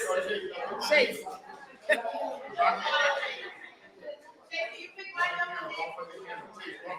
Mix it up and pick some. Come up here, Chase. Oh, yeah, I got the engine. You gotta have the lucky charm. Chase got the lucky charm. Picture. All right. Go ahead. Go on. Go on.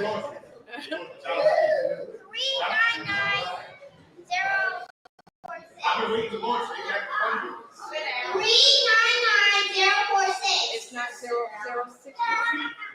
Oh, 064. 399064. Anybody? 399064? No? Okay. Cashier, come.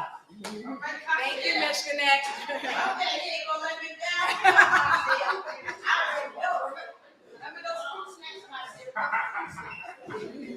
Take a ticket. Thank you. Thank you. We have 399062.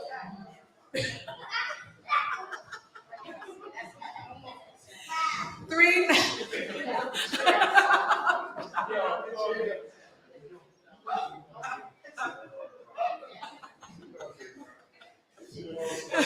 39906.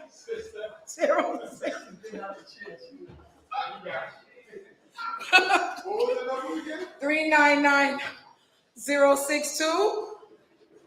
Anybody? 399062.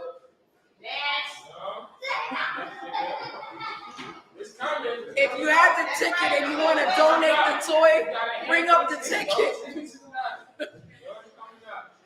All right, can I have another child to come pick some tickets out?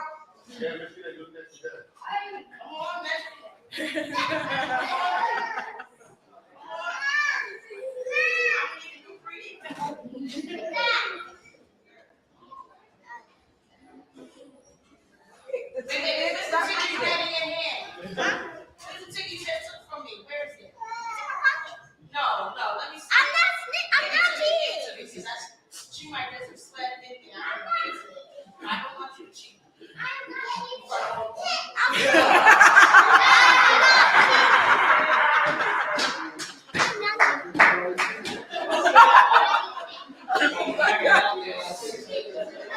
All right. Read the number. 399078. I'm not a cheater. Hold on. No. Give it to me. 399078. 399078. You lost it?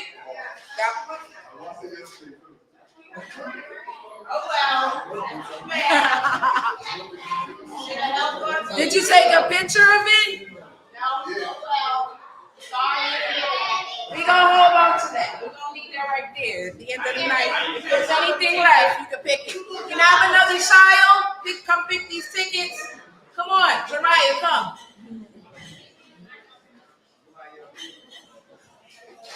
Pick up a ticket. Just pick it up. Just pick it up. Give it to me. Thank you. Come here. What's her name? Come. Let her come. Let her come. Here, read. 399071.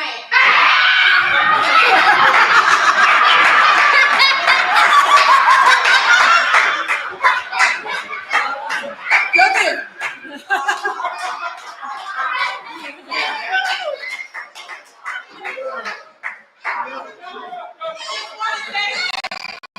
I want to thank my Lord and Savior.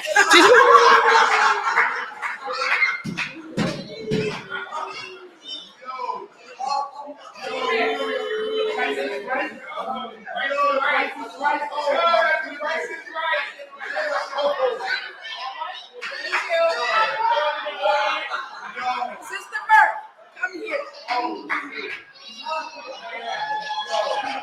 won. Let me get the ticket. That's it. Stop touching. Thank you. Thank you.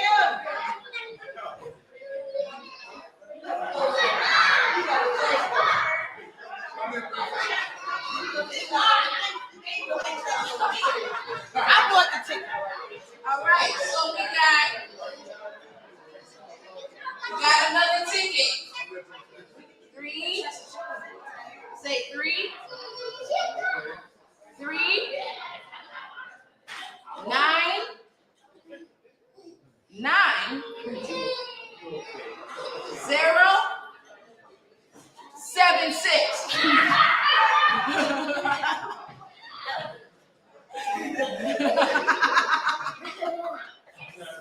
399076. No? All right. We're going to move on to the next one. Pick it up. Pick it up. Go ahead. Thank you.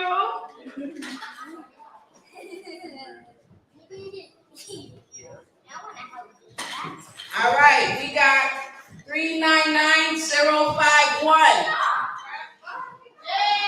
Yay! Come.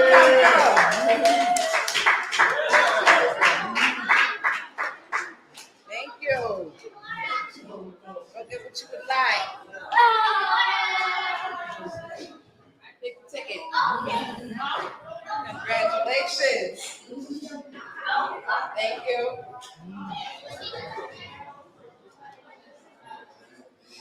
We got 399100.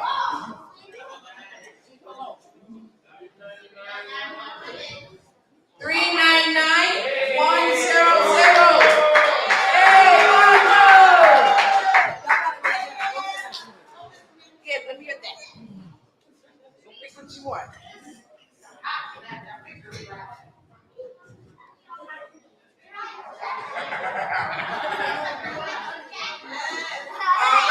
All right, congratulations. We got 399073.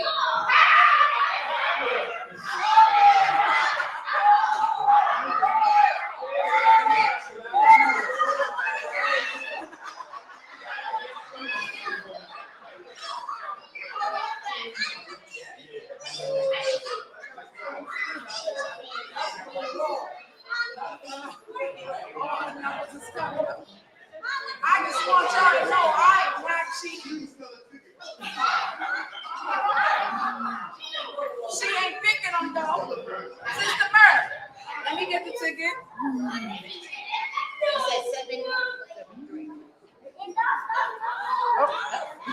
Oh, sorry.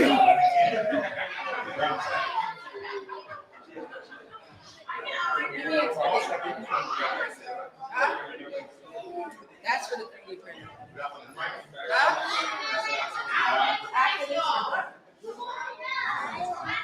Oh. All right, we're gonna take a break from the other gifts and we're gonna do the 3D because I know y'all is leaving. So All right. The big one. Gotta get a drum roll. Come here, brother. It ain't gonna be on me. You bought a ticket? Yeah. Who didn't buy a ticket? I think you hear that. Miss, pull the ticket out, man. Let you see. Come over here, come on. So I don't want to be the one. I don't want to be the one. Close your eyes. Okay. I will let you know when. It's for the printer. It's for the printer. Oh, man.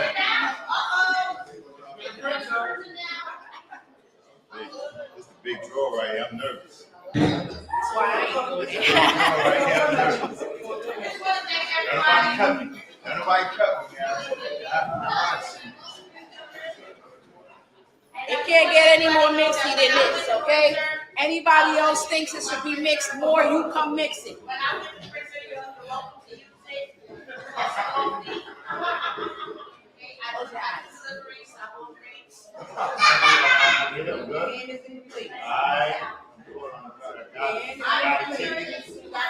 Okay. Got a ticket, y'all. Open your eyes. Got some. Read that. See what we got here. Read the number. Oh, got you. 399-104. Ticket 399-104. 399-104. You got a big one.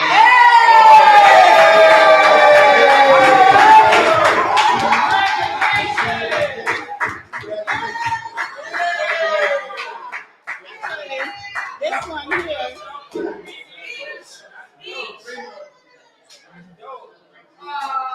Yep.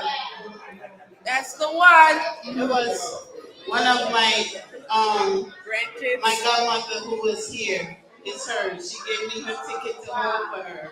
So I said, if it wasn't me, then it's her. I gratefully accept this on her behalf. All right. So tomorrow they can come pick that 3D printer up at the Xyayx Institute. Okay? I will.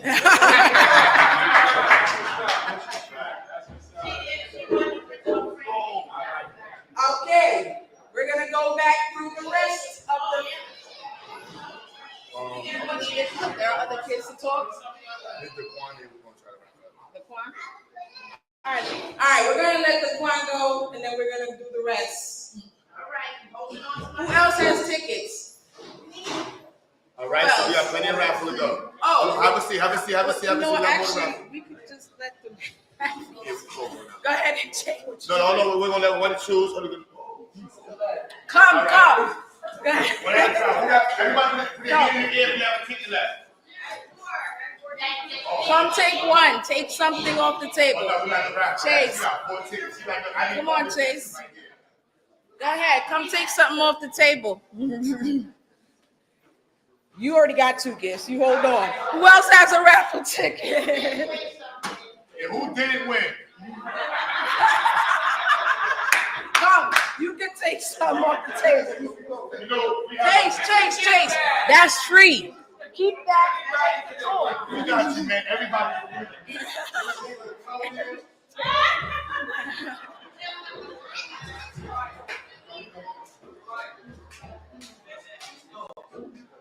All right.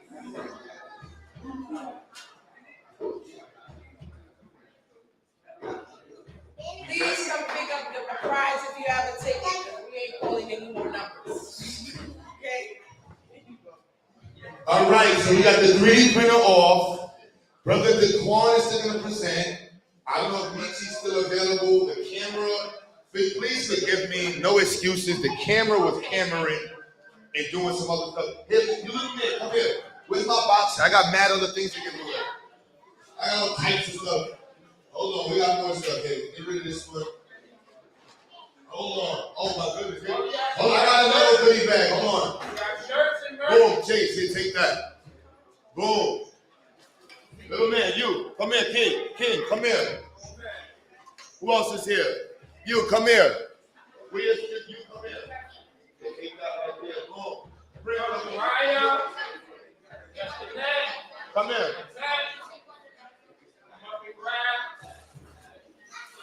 That's the neck. Raya.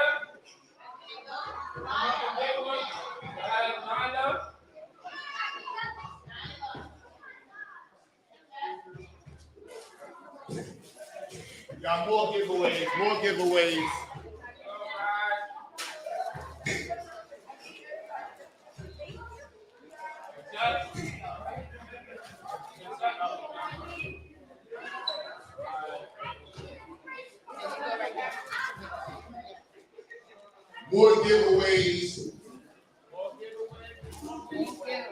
More giveaways.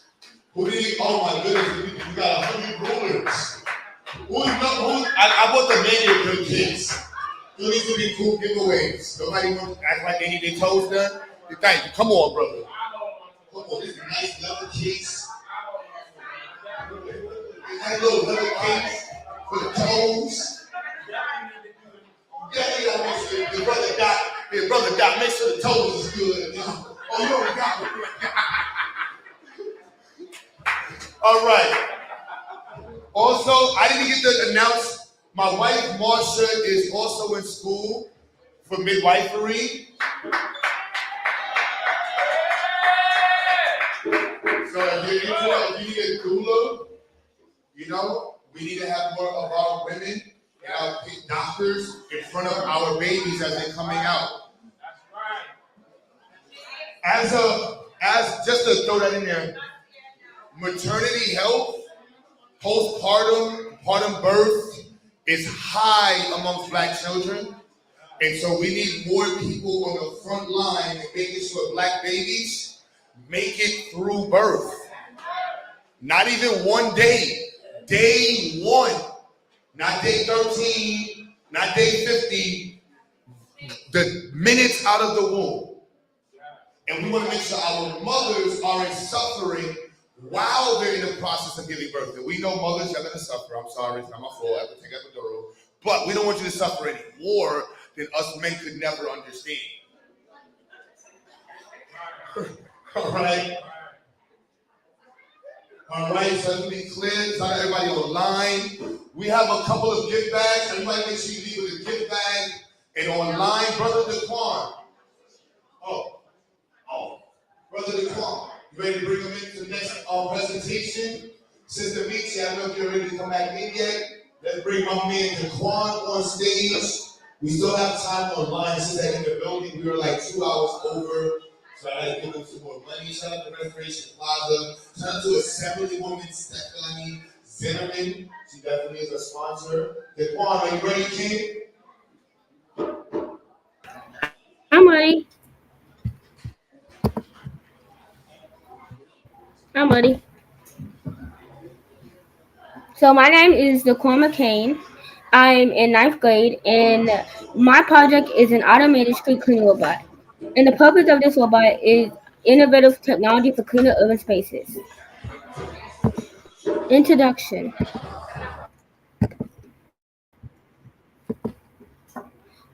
Why automated street cleaning robots? Urban neighborhoods often face challenges with waste management and street cleanliness. Current cleaning methods are labor-intensive and inefficient for large areas. My goal is to design and build an automated robot using Arduino and a 3D printer to clean streets efficiently and effectively. Relevance provides a scalable, low-cost solution to improve urban hygiene and enhance the quality of life for residents. My problem statement. The challenges in current systems are: 1. Manual street cleaning is time-consuming and expensive. 2. Lack of affordable, automated solutions for local governments and communities. And 3. Growing need for eco-friendly and efficient waste management technologies. My objective is to develop a functional low-cost robot capable of sweeping and collecting debris from street autonomously. My objectives: 1. Design an automated robot equipped with sensors and cleaning mechanisms. 2. To use Arduino for programming and control. 3. Fabricate structural components with a 3D printer to reduce costs. And 4. To test the robot's performance in real-world scenarios and optimize its efficiency. My materials and tools.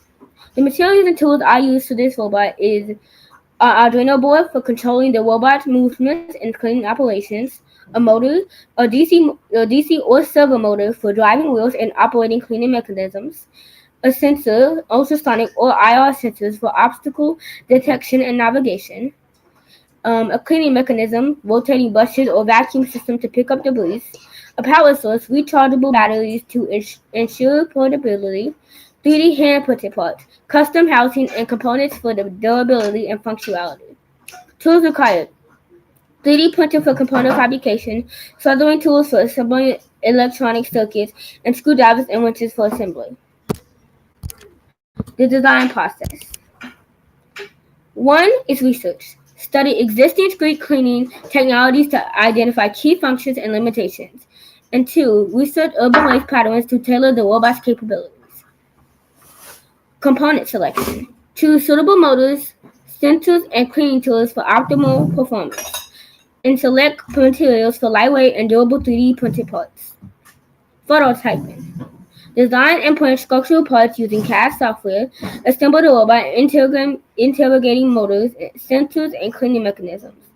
In programming, write and upload Arduino for autonomous navigation and cleaning operations. Testing and refinement. Test the robot in controlled environments and on urban streets. Optimize sensor placement, motor control, and cleaning efficiency. The functionality. How it works. Navigation. Sensors detect obstacles and guide the robot along streets. Cleaning mechanism. Buses or vacuum system collects debris into a storage bin. Autonomy. Pre-programmed paths or real-time decision making ensures efficient cleaning. Control system. Operated autonomously or through a remote controller for manual adjustments. Applications. Urban street cleaning, community parks, or public spaces. Testing. 1. Setup. Assemble and collaborate the robot, ensuring all components are functional. Program the Arduino for basic navigation and cleaning tasks. 2. Performance metrics. Debris collection efficiency. Percentage of debris collected in a test area. Navigation accuracy. Ability to avoid obstacles and follow paths. And battery life. Operating time on a full charge. Results. Debris collection efficiency. Successfully collected 90% of debris in test scenarios. Navigation accuracy. Detected and avoided 95% of obstacles. Battery life. Operated continuously for 2 hours on a single charge. My lessons learned. Improve sensor placement, reduce navigation areas. optimized cleaning mechanism for better debris collection. Real-world applications. Urban streets, autonomous cleaning for city roads and sidewalks. Community spaces, parks, playgrounds, and public areas. Small businesses, outdoor cleaning for commercial properties. Residential use, driveways, walkways, and private roads. Challenges and future improvements. Challenges: maintaining balance between cost and performance, and ensuring the durability of components under prolonged use. Future plans: interrogate AI for better obstacle detection and path planning. Explore solar power officers for sustainable operation. And add a self-implying mechanism for the debris bin to enhance automation. Conclusion: this project demonstrates the potential of using Arduino and 3D printing to create an affordable, automated street cleaning robot that addresses urban waste challenges. Impact: offers a practical solution to improve urban cleanliness and reduce manual labor. My acknowledgments. Special thanks to Mr. Q Butter, my mom, for their guidance and support. And that's the end of my presentation.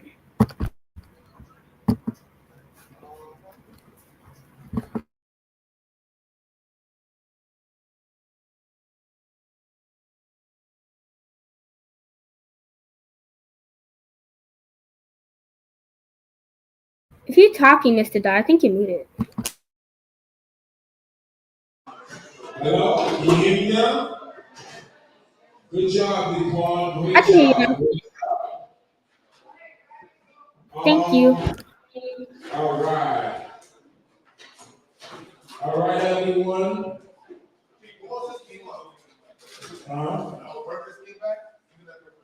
So, Purpose, you there? You gotta turn your camera on, Purpose. All right. All right. So we have another presentation for you guys coming from one of my former students. So the reason why she's a former student is because she advanced to the high school now. So now she's an elite student of Mr. Q. And now we have Purpose coming up to the stage. What's up, Purpose? Hi, everyone. All right. Take it away, Princess. You got it. All right. Well, first off, hi, everyone. My name is Purpose Abraham, and today I have a presentation. Hold up 1 second. Okay. All right. Can anyone see my screen? If you can see my screen, give me a thumbs up. All right. So my presentation is about clean water, and my project is going to be an Arduino-based water filter. Okay. And the title of my presentation is called Clean Water, Bright Future. All right. Introduction. Water is essential for life, but access to clean, safe water remains challenging in many parts of the world. Polluted water containing heavy metals, hazardous chemicals, and pathogens seriously threatens human health and environment. By removing impurities and ensuring water quality for drinking, water filtration systems help address these challenges. My goal? My goal is to develop a low-cost project that integrates water qualities monitoring and an effective filtration solution to ensure access to clean water. Why focus on water quality and filtration? Access to safe water is essential for public health, agriculture, and environmental sustainability. Contaminants such as heavy metals, chemicals, and bacteria could lead to several health problems, disrupt ecosystems, and can threaten food security by impacting crop irrigation and livestock. Additionally, water scarcity and pollution are exacerbated by climate change industrialization, and urbanization, making effective filtration solutions critical for ensuring clean water for communities, preserving biodiversity, and fostering a sustainable future. What are the challenges in water safety? Access to clean water remains a significant challenge, particularly in remote and underserved communities. Monitoring equipment and filtration systems are often expensive, making it difficult to ensure water safety in these areas. As a result, many communities lack access to reliable water, quality data, and effective filtration methods, leaving them vulnerable to waterborne contaminants and health risks. How can drinking water with contaminants affect people? Drinking water with contaminants can affect people by causing diarrhea, cancer, and can transmit disease like polio and cholera.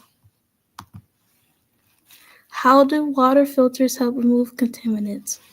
Water filters remove contaminants by removing dirt, chemicals, and germs that are in the water. Some filters trap particles like sand or rust, while others use materials like activated carbon to absorb chemicals and bad smells. In addition to activated carbon from charcoal, sand, gravel, and clay and other minerals can be used to filter contaminated water. Why did I choose this project? I chose this project because I like to drink water. I also wanted to learn how clean water is important and how water filters help filter out germs and chemicals that are in the water. What are the objectives? The objectives of this project are to build a sensor-based project that is capable of detecting contaminants in water and to develop a low-cost filtration prototype for the specific impurity identified. Machine learning will be integrated to optimize filtration performance and provide predictive insights for improved efficiency. What are the materials? The materials for this project are an Arduino board, water pump, relay module, water flow sensor, turbidity sensor, power supply, tubing, filter media, and wires and breadboard. Conclusion. In conclusion, I just want to say thank you for watching. Water is not just important to us, but also to the plants and animals. Drinking the right water is not only important, but it's also healthy. Remember, drink more water, even if you don't like it. It's good for you.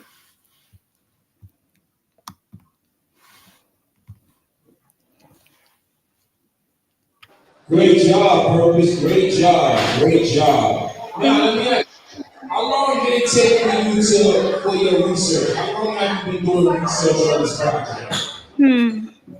Well, it probably took me like almost a week. Almost a week. So you've been working on that project for about a week doing research on it so far. And you came across that much information already.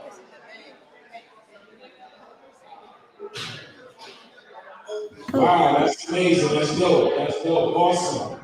Awesome. So,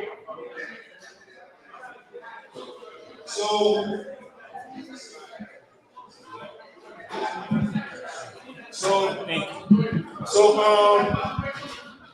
So for the time that you've been working on this project, right? What do you say? How do you see the future in this project going? Do you see it? Do you see yourself being successful in this field? Yes. Oh, yes. All right, all right. That's what's up. Thank you, Perp. And let's just say this one more time. Where are you learning this at? At Xyayx Institute. Ah, that's what's up. That's what's up. Thank you very much, Purpose. You're I'm proud of welcome. you. You're making me proud, man. Keep up the great work.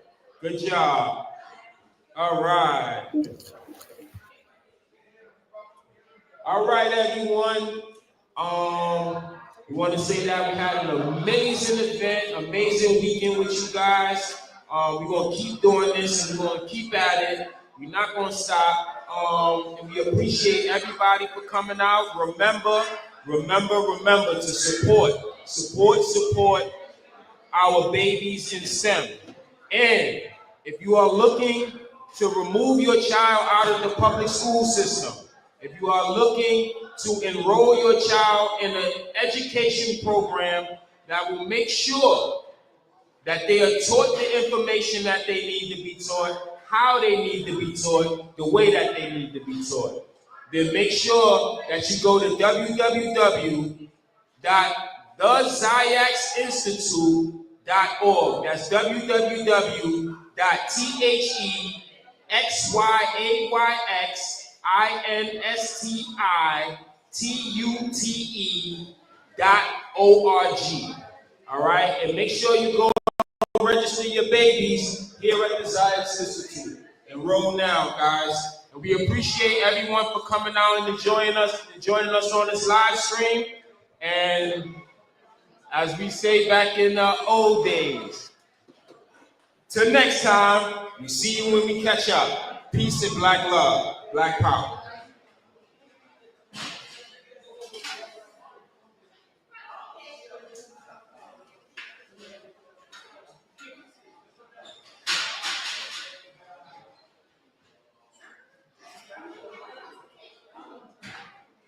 Where did the stream go? We want to other. Oh, they shut it down.